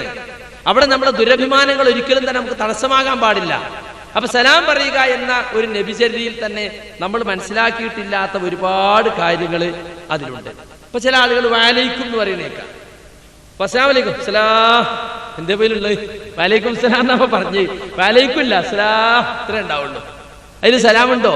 ചിലർ വഅലൈക്കും, നബി പറഞ്ഞത് വഅലൈക്കും സലാം വറഹ്മത്തുള്ളാഹ്, ഖുർആനിലും കൂടി ഉള്ളത്. അത് വൈദാ ഹുയ്യിതും ബിതഹയ്യത്തിൻ ഫഹയ്യു ബിഅഹ്സന മിൻഹാ ഔ റുദ്ദുഹാ, സൂറത്ത് നിസായിലെ 86-ാമത്തെ ആയത്ത് നമുക്ക് പരിശോധിച്ചു നോക്കൊള്ളൂ. നിങ്ങൾക്കൊരു അഭിവാദ്യം ലഭിച്ചാൽ ചുരുങ്ങിയത് അതെങ്കിലും തിരിച്ചു കൊടുക്കണം, അതിനേക്കാൾ ഉത്തമമായത് തിരിച്ചു കൊടുക്കണം എന്ന് അല്ലാഹുവിന്റെ റസൂല് പരിശുദ്ധ ഖുർആൻ തന്നെ നമ്മളെ പഠിപ്പിക്കാണ്. റസൂൽ നമുക്കതിന് മാതൃക കാണിച്ചു തരികയും ചെയ്തിട്ടുണ്ട്. ഇവരാൾ പറയും നിങ്ങളെ അപ്പാനോടൊന്ന് സലാം പറയട്ടെ, ഞാനും ബാപ്പയൊക്കെ വലിയ പരിചയമാണ്. അപ്പൊ ഞാൻ പോയിട്ട് പറയണ്ട, ബാപ്പ അങ്ങക്ക് ഇന്നയാൾ സലാം പറഞ്ഞിട്ടുണ്ട്. ഇപ്പൊ ഇവിടെ സലാം നടന്നോ? മൂപ്പരിനോട് സലാം പറഞ്ഞിട്ടില്ല, ഞാൻ ഉപ്പാനോട് സലാം പറഞ്ഞിട്ടില്ല. നേരെ മറിച്ച് നിങ്ങൾ ഉപ്പാക്കൊരു അസ്സലാമു അലൈക്കും എന്ന് പറയണം. ആ ശരി, ഇപ്പൊ അങ്ങക്ക് ഇങ്ങനെ ഇന്ന ആൾ അസ്സലാമു അലൈക്കും പറഞ്ഞിട്ടുണ്ട്, അപ്പൊ വഅലൈക്കും വഅലൈഹിസ്സലാം, നിനക്കും അവർക്കും സലാം ഉണ്ടാകട്ടെ എന്ന് പറയാം. അപ്പൊ ഇതാണ് സലാം പറഞ്ഞയക്കുന്നതിലുള്ള മര്യാദ പോലും പല ആളുകൾക്കും അറിഞ്ഞുകൂടാ. അതുപോലെ തന്നെ ഇപ്പൊ ഈ ഷെയ്ക്കിന്റെ കൊടുക്കുന്ന കാര്യമുണ്ടല്ലോ, പേര് ഷെയ്ക്കിന്റെ ആയതുകൊണ്ട് ആളുകൾ വിചാരത് പാശ്ചാത്യനാണ്, ഇംഗ്ലീഷിലാണുള്ള പേര്. ഹസ്തദാനം എന്ന് പറഞ്ഞാൽ ആർക്കും മനസ്സിലാവില്ല. എന്താ ഈ ഹസ്തദാനം? ഷെയ്ക്കിന്റെ മനസ്സിലായി. അപ്പൊ ഇംഗ്ലീഷ് ആളുകൾക്ക് വേഗം മനസ്സിലാവുന്നത്. അപ്പൊ ആളുകളെ വിചാരം ഇംഗ്ലീഷുകാരൻ കൊണ്ടുവന്നതാണ്, പാശ്ചാത്യനാണെന്നാ. അല്ല, 1400 കൊല്ലം മുമ്പ് റസൂലുള്ളാഹി സ്വല്ലല്ലാഹു അലൈഹി വസല്ലമയുടെ കാലത്തുള്ളതാണ്. അനസ് റളിയല്ലാഹു അൻഹുവിനോട് ചോദിക്കപ്പെട്ടു, അകാനത്തിൽ മുസാഫഹത്തു ഫി അഹദി റസൂലില്ലാഹി സ്വല്ലല്ലാഹു അലൈഹി വസല്ലം, റസൂലുള്ളാഹിന്റെ കാലത്ത് മുസാഫഹത്ത് കൈപിടിച്ച് കുലുക്കുന്ന സമ്പ്രദായം ഉണ്ടായിരുന്നോ? ഖാല നഅം. ഇമാം ബുഖാരി കിതാബുൽ ഇസ്തിദാനിലെ 6263 നമ്പറായി ഹദീസ് ഉദ്ധരിച്ചതാണ്. മുസാഫഹത്ത് റസൂലിന്റെ കാലത്തുണ്ടോന്ന് സഹാബിയോട് ചോദിക്കാണ് താബീങ്ങൾ. അവർക്കറിയില്ലോ, റസൂലിന്റെ കൂടെ ജീവിച്ചിട്ടില്ല. അപ്പൊ ഇസ്ലാമിൽ ഓരോ കാര്യങ്ങൾ ചോദിച്ചറിയുമ്പോൾ അല്ല, ഈ കൈ പിടിച്ച് കുലുക്കൽ അന്നുണ്ടോ? ഉണ്ട് എന്ന് പറയാണ്. മാത്രല്ല, മാമിൻ മുസ്ലിമൈനി യൽതഖിയാനി ഫയതസാഫഹാനി ഇല്ലാ ഗുഫിറ ലഹുമാ ഖബ്ല അൻ യഫ്തരിഖാ. രണ്ട് മുസ്ലിമുകൾ പരസ്പരം കണ്ടുമുട്ടി അവർ കൈപിടിച്ച് കുലുക്കിയാൽ അവർ പിരിയുന്നത് വരേക്കും അവരെ പാപങ്ങൾ പൊറുക്കപ്പെടുകയാണ്. റസൂല് കൈ വലിക്കൂലെന്ന്, അവരൻ കൈ വലിച്ചാലല്ലാതെ റസൂല് വലിക്കൂലെന്ന്. കാരണം എന്താ? പാപങ്ങൾ പൊറുക്കപ്പെട്ടുകൊണ്ടേയിരിക്കുകയാണെന്ന് ഇമാം അബൂ ദാവൂദ് റിപ്പോർട്ട് ചെയ്ത ഹദീസിൽ കാണാൻ സാധിക്കും. അതുപോലെ തിർമിദി റിപ്പോർട്ട് ചെയ്ത ഹദീസിൽ റസൂലിനോട് ആളുകൾ ഒരു മനുഷ്യൻ വന്നിട്ട് ചോദിക്കാണ്, അർറജുലു മിന്നാ യൽഖാ അഖാഹു ഔ സദീഖഹു അയൻഹനി ലഹു. ഞങ്ങളിൽ ഒരാൾ തന്റെ സഹോദരനെ കണ്ടുമുട്ടുന്നു, അല്ലെങ്കിൽ കൂട്ടുകാരനെ കണ്ടുമുട്ടുന്നു. അപ്പോൾ അവന് വേണ്ടി തലകുനിക്കേണ്ടതുണ്ടോ? അതിൽ കണ്ടുമുട്ടുമ്പോൾ ബഹുമാനത്തിന് തലകുനിക്കേണ്ടതുണ്ടോ? കാലല, വേണ്ടതില്ല. കാല ഫയൽതസിമുഹു വയുഖബ്ബിലുഹു, അയാളെ കെട്ടിപ്പിടിച്ച് ചുംബിക്കേണ്ടതുണ്ടോ? കാലല, വേണ്ടതില്ല. കാല ഫയഖുദു ബിയദി വയുസാഫിയു, കൈപിടിച്ച് കുലുക്കേണ്ടതുണ്ടോ? കാല നഅം, അതെ എന്ന് റസൂല് പറഞ്ഞു. അപ്പൊ സാധാരണ നിനക്ക് കണ്ടുമുട്ടുമ്പോ കെട്ടിപ്പിടിക്കലും ചുംബിക്കലൊന്നുമില്ല. പക്ഷെ സഹാബികള് യാത്ര കഴിഞ്ഞ് തിരിച്ചു വന്നാൽ, ഒരു വലിയ യാത്ര കഴിഞ്ഞ് തിരിച്ചു വരുന്നാൽ, കുറെ കാലങ്ങൾക്ക് ശേഷം കണ്ടുമുട്ടുന്ന ആള് അപ്പൊ കെട്ടിപ്പിടിക്കാറുണ്ടായിരുന്നു, ആശ്ലേഷിക്കാറുണ്ടായിരുന്നു എന്ന് ഹദീസുകളിൽ വന്നിട്ടുണ്ട്. അപ്പൊ സാധാരണ നിലക്ക് ഒരാൾ തമ്മിൽ തല കുനിക്കുകയോ അല്ലെങ്കിൽ ഒരാൾക്ക് വേണ്ടി വേറെന്തെങ്കിലും പ്രത്യേക അഭിവാദ്യങ്ങളോ പ്രത്യേകമായിട്ടുള്ള ബഹുമാനിക്കാനുള്ള ചടങ്ങുകളോ ഒന്നും ഇസ്ലാമിലില്ല. കൈ പിടിച്ച് കുലുക്കുക, സലാം പറയാം. ഇത് റസൂലുള്ളാഹി സ്വല്ലല്ലാഹു അലൈഹി വസല്ലം പഠിപ്പിച്ചിട്ടുള്ള ഒരു കാര്യമാണ്. അതുപോലെ തന്നെ നമ്മുടെ ആളുകൾ ക്ഷണിച്ചാൽ ക്ഷണം സ്വീകരിക്കുക എന്നുള്ളത് 6 കടമകളിൽ രണ്ടാമതായി എണ്ണി പറഞ്ഞ കാര്യമാണ്. പക്ഷെ നമ്മളെന്താ ചെയ്യാ? ചിലപ്പോൾ ചില ആളുകൾ അത് വളരെ വിശാലമായ അർത്ഥത്തിൽ മനസ്സിലാക്കും. അത് മൗലൂദിന് വിളിച്ചാലും പോകണം, അതുപോലെ അടിയന്തരത്തിന് വിളിച്ചാലും പോകണം, എന്തിനു വിളിച്ചാൽ ക്ഷണിച്ചാൽ ക്ഷണം സ്വീകരിക്കണം എന്നല്ലേ. എന്ത് ചോറാന്ന് ഇപ്പൊ നമ്മൾ അന്വേഷിക്കണം? എന്തിനാ? ചോറല്ലേ എന്തായാലും. ചോറ് ഇപ്പൊ ഇസ്ലാമിൽ ഇതിലുണ്ടോ? കുലു വശ്റബു, തിന്നോളി കുടിച്ചോളി എന്ന് ഖുർആൻ പറഞ്ഞല്ലേ. എന്ന നിലക്ക് ഏത് ക്ഷണവും സ്വീകരിക്കുന്ന സ്വഭാവക്കാരുണ്ട്. വേറെ ചില ആളുകളുണ്ട്, 2 ആള് ക്ഷണിച്ചു എന്നൊക്കെ. അപ്പൊ ഒരു ദിവസം ഇപ്പൊ നമ്മുടെ നാട്ടിലൊക്കെ കല്യാണങ്ങൾ 2-3 കല്യാണമൊക്കെ ഉണ്ടാവും. അപ്പൊ നമ്മളെന്താ ചെയ്യാ? ഏറ്റവും മുന്തിയ ഭക്ഷണം എവിടെ കിട്ടുക നോക്കും നമ്മള്, അവിടേക്കാ പോവാ അല്ലേ. ഇപ്പൊ കൂട്ടുകാർ തമ്മിൽ ക്ഷണിച്ചു, അവധിക്കാലാവുമ്പോ കൂട്ടുകാർ തമ്മിൽ ക്ഷണിക്കും അങ്ങോട്ടും ഇങ്ങോട്ടും. അപ്പൊ എന്താ ചിന്തിക്കുക? എവിടെ പോയാലും അപ്പൊ നല്ല കോള് കിട്ടുക, അവിടേക്ക് പോകുന്ന. എന്നാ റസൂലിന്റെ സ്വഭാവം എന്താണെന്നറിയങ്ങള്? റസൂല് പറയാണ്, ലൗ ദുഈതു ഇലാ ഖുറാഇൻ ഔ ദിറാഇൻ ലഅജബ്തു. കണ്ടോ, ഒരാട്ടിന്റെ കുളമ്പ് അല്ലെങ്കിൽ ആട്ടിന്റെ തണ്ടങ്കാല് അത് പാകം ചെയ്തിട്ട് നബിയെ എന്റെ വീട്ടിൽ ആടിന്റെ കുളമ്പ് വെച്ചിട്ടുണ്ട്, നിങ്ങൾ വരണം എന്ന് പറഞ്ഞാൽ ഞാൻ പോകുന്നു. എന്തുകൊണ്ട്? ഏറ്റവും നിസാരമായ സദ്യ ആണെങ്കിൽ പോലും വിളിച്ചാൽ ക്ഷണം സ്വീകരിക്കണം. 2 ആളുകൾ ക്ഷണിച്ച ആദ്യം ക്ഷണിച്ച ആളാരാ? അയാളെ ക്ഷണം നമ്മൾ സ്വീകരിക്കേണ്ടത്. അയാളോട് എഴുതുർ പറയാതെ 2ാമത്തെ ആൾക്ക് പോകാൻ പാടില്ല. നിങ്ങൾ 3 ആള് വിളിച്ചിട്ടുണ്ട്, എവിടുക്കാ പോകേണ്ടതെന്ന് പറയില്ല. ആദ്യം ഒരാൾ വിളിച്ചു കഴിഞ്ഞാൽ 2ാമത്തെ ആൾ വിളിക്കുമ്പോൾ പറഞ്ഞ എന്നെ രാവിലെ വേറൊരാൾ വിളിച്ചിട്ടുണ്ട്, അതുകൊണ്ട് അയാളെ സമ്മതം കൂടാൻ എനിക്ക് വരാൻ പറ്റില്ല, ആദ്യം അങ്ങോട്ടല്ലേ പോകേണ്ടത്. അവർ സമ്മതിച്ചാൽ മാത്രമേ പിന്നെ 2ാമത്തെ പോകാൻ പാടുള്ളൂ. അപ്പൊ എവിടെ നല്ലത് നോക്കി അവർക്ക് പോയാലല്ല. നമ്മളെ ഇസ്ലാമിക ചര്യ അനുസരിച്ച് ആദ്യം ക്ഷണിച്ചതിൻ്റെ അടുത്തേക്കാണ് പോകേണ്ടത്. ക്ഷണിക്കുന്ന ആളെ ചെറുപ്പ വലിപ്പം അല്ലാഹുവിന്റെ റസൂൽ നോക്കാറുണ്ടായിരുന്നില്ല. നബി പറഞ്ഞിട്ടുണ്ട്, പണക്കാരെ മാത്രം ക്ഷണിക്കുകയും പാവപ്പെട്ടവർ ക്ഷണിക്കാതിരിക്കുകയും ചെയ്യുന്ന സദ്യകളാണ് സദ്യകളിൽ വെച്ച് ഏറ്റവും മോശമായ സദ്യയാണ്. ശർറു തആമി തആമുൽ വലീമ യുദ്ആ ഇലൈഹിൽ അഗ്നിയാ വയുത്റഖുൽ ഫുഖറാ എന്ന് ഹദീസിൽ കാണാൻ സാധിക്കും. അപ്പൊ അതുകൊണ്ട് അത് നമ്മൾ പ്രത്യേകം ശ്രദ്ധിക്കേണ്ട കാര്യങ്ങളാണ്. അതുപോലെ നബി പറഞ്ഞതാണ്, നിന്നോട് അവർ ഉപദേശം തേടിയാൽ, 3ാമത്തെ കടമയായിട്ട് എണ്ണി പറഞ്ഞാണ്, അവർ നിന്നോട് ഉപദേശം തേടിയാൽ നീ അവർക്ക് ഉപദേശം കൊടുക്കണം. വൈദസ്തൻസഹക ഫൻസഹു. ഇപ്പൊ അടുത്ത് ഒരു സംഭവം ഉണ്ടായി. കേരളത്തിലെ ഒരു പണ്ഡിത സംഘടനയിൽ നിന്ന് കുറച്ച് ആളുകൾ പിരിഞ്ഞു പോയിട്ട് ഒരു പണ്ഡിതന്റെ അടുത്ത് പോയിട്ട് നിങ്ങൾ ഞങ്ങൾക്ക് ഉപദേശം തരണം എന്നാണ്. അപ്പോൾ ശരി, ഞങ്ങൾക്ക് ഉപദേശമൊക്കെ തരാം. ഇനിയിപ്പോൾ എന്താ, അല്ല എപ്പോഴെങ്കിലും ഞങ്ങൾക്ക് ഒരു ആവശ്യം ഉണ്ടെങ്കിൽ ഞങ്ങൾക്ക് കുറച്ച് പ്രായം കുറഞ്ഞോലും പരിചയം കുറഞ്ഞോലൊക്കെ അല്ലേ, ആയിക്കോട്ടെ ഞങ്ങൾക്ക് ഉപദേശം തരാം. പിറ്റേന്ന് പത്രത്തിൽ മുഖ്യ ഉപദേഷ്ടാവ് എന്നിട്ട് അയാൾക്ക് ഒരു പോസ്റ്റ് കൊടുത്തുകൊണ്ട് പത്രത്തിൽ വന്നിരിക്കുന്നു. അപ്പൊ അയാളെ മക്കളും കുട്ടികളൊക്കെ നിങ്ങൾ എന്നെ മുഖ്യ ഉപദേഷ്ടാവായി നിങ്ങളാരുടെ ഈ സംഘടനയുടെ മുഖ്യ ഉപദേഷ്ടാവ് പറഞ്ഞു, ഒരു മുസ്ലിം വന്നിട്ട് നിങ്ങൾ എനിക്ക് ഉപദേശം തരണം എന്ന് പറഞ്ഞാൽ ഞാൻ ഉപദേശം തരില്ല എന്ന് പറയാൻ പറ്റും? എനിക്ക് ഞാൻ ഉപദേശം മനസ്സിലാവും എന്നുള്ള ഹദീസിന്റെ അടിസ്ഥാനത്തിലായിരിക്കും അദ്ദേഹം പറഞ്ഞിട്ടുണ്ടാവുക. പിറ്റേന്ന് അയാൾക്ക് മുഖ്യ ഉപദേഷ്ടാവ് എന്ന് പേര് കൊടുത്ത് പോസ്റ്റ് കൊടുത്തിരിക്കുകയാണ്. അപ്പൊ ആ തരത്തിൽ വരെ ആളുകൾ ഇതൊക്കെ ദുരുപയോഗപ്പെടുത്തുന്നുണ്ട്. ഞാൻ സാന്ദർഭികമായി പറഞ്ഞുന്നുണ്ട്. പക്ഷേ ഈ സംഗതി തന്നെ നിങ്ങൾ ആലോചിച്ച് നോക്കൂ. നമ്മളെ സഹോദരന് ഇതിന് മറ്റൊരർത്ഥം ഹദീസ് നമ്മളെ നാട്ടിൽ പൊതുവെ പറയപ്പെടാറുള്ള അർത്ഥം, അവൻ നിനക്ക് ഗുണകാംക്ഷ കാണിച്ചാൽ നീ അവനും ഗുണകാംക്ഷ കാണിക്കണം. നിനക്ക് ഗുണം കിട്ടണേന്ന് അവൻ ആഗ്രഹിക്കുമ്പോൾ അവന് ഗുണം കിട്ടുന്ന കാര്യം നീയും ആഗ്രഹിക്കണം എന്ന്. നമുക്ക് ഗുണം കിട്ടുന്നത് മാത്രം നമ്മൾ നോക്കുക, മറ്റുള്ളവരുടെ ഗുണത്തെക്കുറിച്ച് ചിന്തിക്കാതിരിക്കുക എന്ന സ്വഭാവം ഒരിക്കലും റസൂലുള്ളാഹി സ്വല്ലല്ലാഹു അലൈഹി വസല്ലം പഠിപ്പിച്ചതല്ല. അതുപോലെ തുമ്മിയിട്ട് അൽഹംദുലില്ലാ എന്ന് പറഞ്ഞാൽ നീ യർഹമുക്കല്ലാ എന്ന അനുഗ്രഹം നേരണമെന്ന് റസൂൽ പറഞ്ഞ 4ാമത്തെ കടമയായിട്ട് എണ്ണി പറഞ്ഞ കാര്യമാണ്. ഇവിടെ നമ്മുടെ ആളുകൾ തുമ്മിയിട്ട് അൽഹംദുലില്ലാ പറയും, പക്ഷെ ആരും കേൾക്കൂല. അങ്ങനെ മതിയോ? കേട്ടൂലെങ്കിൽ എന്താ? യർഹമുക്കല്ല കിട്ടൂല. യർഹമുക്കല്ല മെല്ലെ പറഞ്ഞാലോ അതിന്റെ ബാക്കിയും കിട്ടൂല. അപ്പൊ തുമ്മിയാൽ അൽഹംദുലില്ലാ എന്ന് പറയണം, അടുത്തുള്ളവർ കേൾക്കണം. ഒരിക്കൽ റസൂലിനോട് ഒരാൾ ചോദിച്ചു, നബിയെ അയാൾ തുമ്പിയപ്പോ നിങ്ങൾ ഇർഹമുക്കല്ല പറഞ്ഞു, ഞാൻ തുമ്പിയപ്പോ നിങ്ങൾ ഇർഹമുക്കല്ല പറയായിരുന്നേ? നബി പറഞ്ഞു, അയാൾ തുമ്പിയപ്പോ അൽഹംദുലില്ലാ പറഞ്ഞു, ഞാൻ കേട്ടു, നിങ്ങൾ തുമ്മിയ പറഞ്ഞു കേട്ടില്ല. അങ്ങനെ ഇർഹമുക്കല്ല പറഞ്ഞാൽ വീണ്ടും തുമ്മിയാൾ എന്ത് പറയണം? യഹ്ദീകുമുല്ലാഹു വയുസ്ലിഹു ബാലക്കും. ഇതൊക്കെ നമ്മൾ ശരിക്കും സുന്നത്ത് നടപ്പിലാക്കിയ ഒരു ചെറിയ ഒരു തുമ്മീനൊരു 3 ദിക്ർ. എന്താ നമ്മളെ ആളുകൾക്ക് ഹദീസിനെ കുറിച്ചുള്ള അറിവില്ലായ്മയാണിത്. ഒരു ചിരിയാണ് 3 ആളും കൂടി പറഞ്ഞ. ചിരിക്കേണ്ട കാര്യമുണ്ടോ അവിടെ?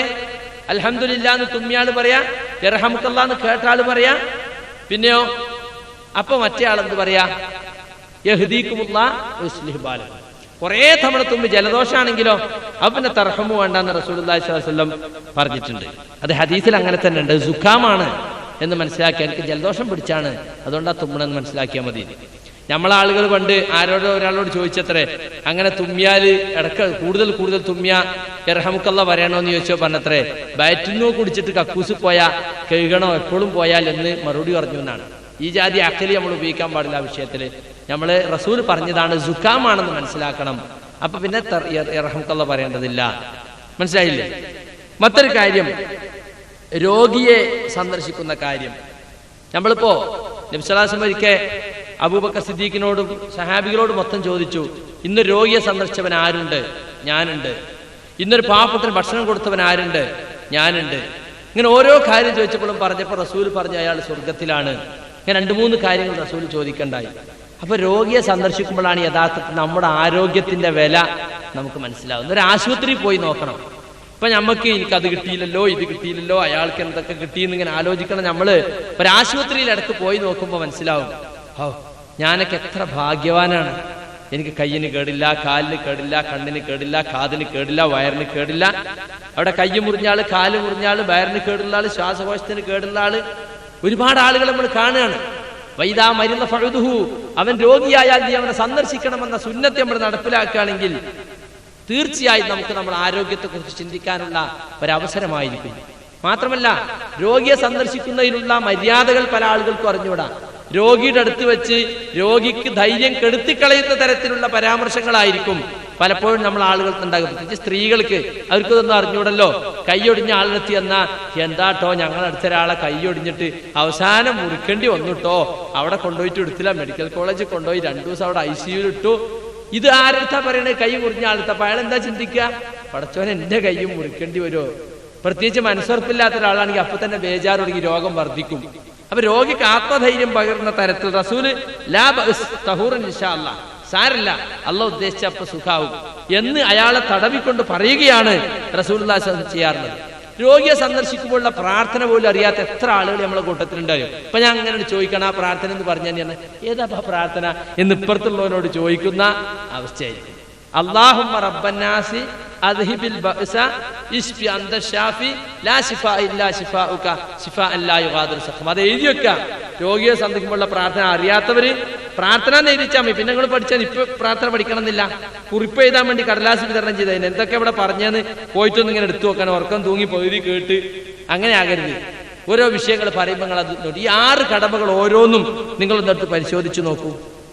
അള്ളാഹു സുബ്ഹാനഹു വ തആല നാളെ ചോദിക്കുന്നുണ്ട്, മനുഷ്യപുത്ര, ഞാൻ രോഗിയായപ്പോൾ നീ എന്തുകൊണ്ട് എന്നെ സന്ദർശിച്ചില്ല? നീ റബ്ബുൽ ആലമീനല്ലേ, നീ രോഗിയാവുകയോ? അപ്പൊ അള്ളാഹ് പറയാണ്, എന്റെ ഇന്ന അടിമ രോഗിയായി, നീ സന്ദർശിച്ചോ എന്ന് ചോദിച്ചത് ഹദീസിൽ കാണാൻ സാധിക്കും. അതുകൊണ്ട് രോഗസന്ദർശനം പലപ്പോഴും നമ്മൾ അവഗണിക്കുന്ന ഒരു നബിചര്യയായി മാറിയിരിക്കുകയാണ്. അത് പൈസക്കാർക്ക് രോഗമായാൽ പിന്നെ എല്ലാവരും പോയി കളയാം, എല്ലാവരും MP വരും, എല്ലാവരും കാണും. പാവപ്പെട്ട രോഗിയായ നമ്മൾ തിരിഞ്ഞു നോക്കുകയല്ല. ആ അവസ്ഥ മാറണം. അവിടെ പാവരനെന്നോ പണ്ഡിതനെന്നോ പണക്കാരനെന്നോ പാവപ്പെട്ടനെന്നോ വ്യത്യാസമില്ലാതെ ഓരോ മുസ്ലിമും രോഗിയായാൽ അവനെ സന്ദർശിക്കുക എന്നുള്ള. ഇന്നൽ മുസ്ലിമ ഇദാ ആദ അഖാഹു ലം യസൽ ഫിൽ ജന്നത്തി ഹത്താ യർജി. ഒരു മുസ്ലിം മറ്റൊരു മുസ്ലിമിനെ സന്ദർശിച്ചാൽ അവൻ തിരിച്ചു വരുന്നവരെയും സ്വർഗത്തിലായിരിക്കും. എന്നാൽ സ്വർഗത്തിൽ പോകാവുന്ന ഒരു വലിയ പുണ്യകർമ്മമാണ് അയാൾ ചെയ്തുകൊണ്ടിരിക്കുന്നത് എന്നാണ് ആ പറഞ്ഞതിനർത്ഥം. ഇന്നിപ്പോ നമ്മൾ പൊതുവെ സന്ദർശനങ്ങൾ തന്നെ കുറഞ്ഞു പോയിട്ടുണ്ട്. സന്ദർശനം എന്നത് സദ്യക്ക് വേണ്ടി മാത്രമുള്ളതായി മാറിയിരിക്കുകയാണ്. എന്താ കിട്ടുക എന്നാ പോകാന്നുള്ളതാണ്. ഹ്രസ്വ സന്ദർശനം അല്ലെങ്കിൽ സൗഹൃദ സന്ദർശനം അതിപ്പോ ഇല്ല. ഇപ്പൊ ചോറിനെയാണ് ആളുകൾ സ്നേഹിക്കുന്നത്. ഇപ്പൊ ഒരാൾ ഹജ്ജിന് പോവുകയാണെങ്കിൽ എല്ലാവരെയും വിളിച്ചിട്ട് ഒരു സദ്യ കൊടുക്കുകയാണെങ്കിൽ എല്ലാവരും യാത്ര പറയാൻ വരും. ചോറൊന്നും ഉണ്ടാക്കിയില്ല, ഹജ്ജ് കല്യാണം നടത്തിയില്ലെങ്കിലോ ഓനോട് ആരും വരൂല, ഓനോന്റെ സമയത്ത് ഇറങ്ങി പോകുക എന്നല്ലാതെ അയൽവാസികളോ കുടുംബക്കാരോ ബന്ധപ്പെട്ട അങ്ങനെയായി മാറിയിട്ട് ഇപ്പൊ നാട്ടില്. മുമ്പത്തെ അവസ്ഥയല്ല. അതുപോലെ തന്നെ നമ്മളിപ്പോ ഒരു പുതിയ പുര ഉണ്ടാക്കി, നമ്മൾ നല്ലൊരു പുരക്കൂടല് ഒരു കുടിയിരിക്കൽ കഴിച്ചില്ലെങ്കിൽ ആരും പുരയിൽ വരൂല, സുഹൃത്തുക്കളും വരൂല. അപ്പൊ ആളുകൾ സ്നേഹിക്കുന്നത് ഇപ്പോൾ ചോറിനെയാണ്, സദ്യയാണ് ആളുകൾ സ്നേഹിക്കുന്നത്. സദ്യ കിട്ടിയാൽ മാത്രമേ ആളുകൾ സ്നേഹിക്കുള്ളൂ എന്നതാണ് ഇപ്പൊ അവസ്ഥ.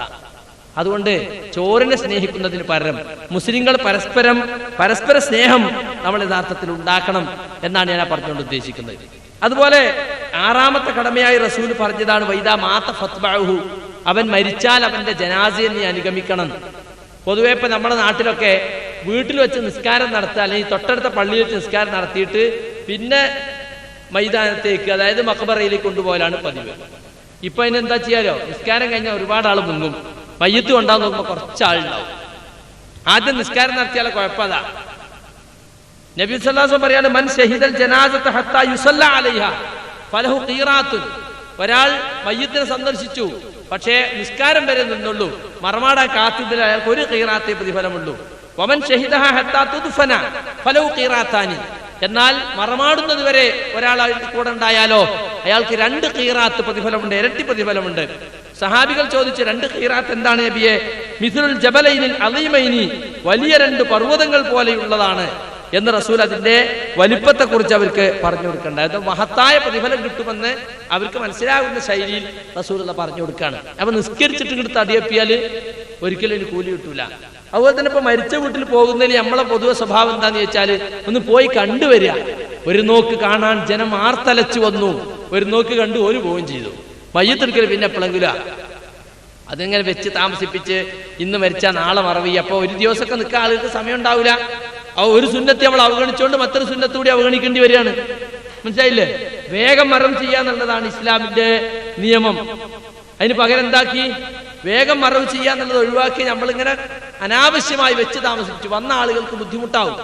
വന്ന ആളുകൾക്ക് ബുദ്ധിമുട്ടുള്ളതുകൊണ്ട് അവരെന്ത് ചെയ്യും? വെറുതെ കണ്ടിട്ട് പോകും. കണ്ടുപോകുന്നതിന് ഒരു കൂലിയില്ല. നമ്മളെ വാപ്പ മരിച്ച പോലൊക്കെ വന്നതല്ലേ, പിന്നെ എങ്ങനെ ഇപ്പൊ നമ്മൾ പോകാതിരിക്കുക? കുറുക്കല്യാണം മാതിരിയാ, ഇങ്ങോട്ട് വന്നതല്ലേ, നമ്മൾ പോയില്ലെങ്കിൽ ഇനി നമ്മളമ്മ മരിച്ച ആരും ഇങ്ങോട്ട് വരൂല, അതുകൊണ്ട് പോണം. ഇങ്ങനെയാണ് ഇപ്പൊ ചിന്തിക്കുന്ന ആളുകൾ. ഒരു മുസ്ലിം മരിച്ചാൽ തന്റെ കടമയാണ്, തന്റെ ബന്ധപ്പെട്ടവനോ സുഹൃത്തോ മരിച്ചാൽ തന്റെ കടമയാണ് എന്ന നിലക്ക് അതിനെ മനസ്സിലാക്കുന്ന ആളുകൾ പലപ്പോഴും നമ്മുടെ നാട്ടിൽ കുറഞ്ഞു വരികയാണ്. അതുകൊണ്ട് ആ കാര്യം പ്രത്യേകം നമ്മൾ മനസ്സിലാക്കേണ്ട ഒരു കാര്യമാണ്. അതുപോലെ നമസ്കാരവുമായി ബന്ധപ്പെട്ട് നമ്മൾ അവഗണിക്കുന്ന കുറേ നബിചര്യകളുണ്ട്. ഇപ്പൊ റവാത്തിബ് സുന്നത്തുകൾ, ഓരോ നമസ്കാരത്തിന്റെ ഫർദ് നമസ്കാരത്തിന് മുമ്പും പിമ്പുമായിട്ട് സുന്നത്ത് നിസ്കാരങ്ങൾ, അത് സുന്നത്തല്ലേ എന്ന് പറയും. സ്ഥിരമായിട്ട് സുന്നത്ത് നിസ്കരിക്കാത്ത ആൾ സ്ഥിരമായിട്ട്, അതെന്താ? സുന്നത്തല്ലേ. സുന്നത്തല്ലേ എടുക്കേണ്ടാത്തതെന്നാ? അല്ലല്ലോ, എടുക്കേണ്ടത് തന്നെയാണ്. പക്ഷെ ഏതെങ്കിലും സമയത്ത് നമുക്ക് എടുക്കാൻ പറ്റിയില്ലെങ്കിൽ അതിന് കുറ്റമില്ല. ഇപ്പൊ യാത്രയിൽ റസൂലുള്ളാഹി സ്വല്ലല്ലാഹു അലൈഹി വസല്ലം സുബഹിന്റെ സുന്നത്തും വിത്റും മാത്രമേ എടുക്കാറുണ്ടായിരുന്നു ഹദീസിലുണ്ട്. നമ്മളെ ആളുകൾക്ക് അധികം കിട്ടാത്ത സുബഹിന്റെ സുന്നത്താ. കാരണം എന്താ? സൂര്യ ഉദിക്കാനായിട്ട് ചിലപ്പോൾ നീക്ക്, ചിലപ്പോൾ ഉദിച്ചിട്ടായിരിക്കും. അപ്പൊ പിന്നെ ഫർളല്ലേ ആദ്യം നിസ്കരിക്കണ്ട്. അപ്പൊ എന്ത് ചെയ്യും? സുന്നത്ത് കൊണ്ട് ഒഴിവാക്കും. റസൂലുള്ളാഹി സ്വല്ലല്ലാഹു അലൈഹി വസല്ലം ഏറ്റവും കൂടുതൽ ശ്രദ്ധയോടെ ചെയ്തിരുന്ന കാര്യമാണ് സുബഹിന്റെ സുന്നത്ത്. നമ്മളെ ആളുകൾക്ക് സുബൈന്റെ വക്കത്ത് മാത്രം അറിയില്ല. ഉദയം എപ്പോഴാ ആരും ബാധിക്ക് നോക്കൂല, കലണ്ടറിലും നോക്കൂല. സുബൈന്റെ തുടക്കം ബാങ്കാണെന്നറിയാം, ഒടുക്കെവിടെയാ സൂര്യ ഉദിക്കല എപ്പോഴും വ്യക്തമായി കാണൂല. വെളിച്ചം വരുവോളം കിടക്കാൻ പറ്റുമോ?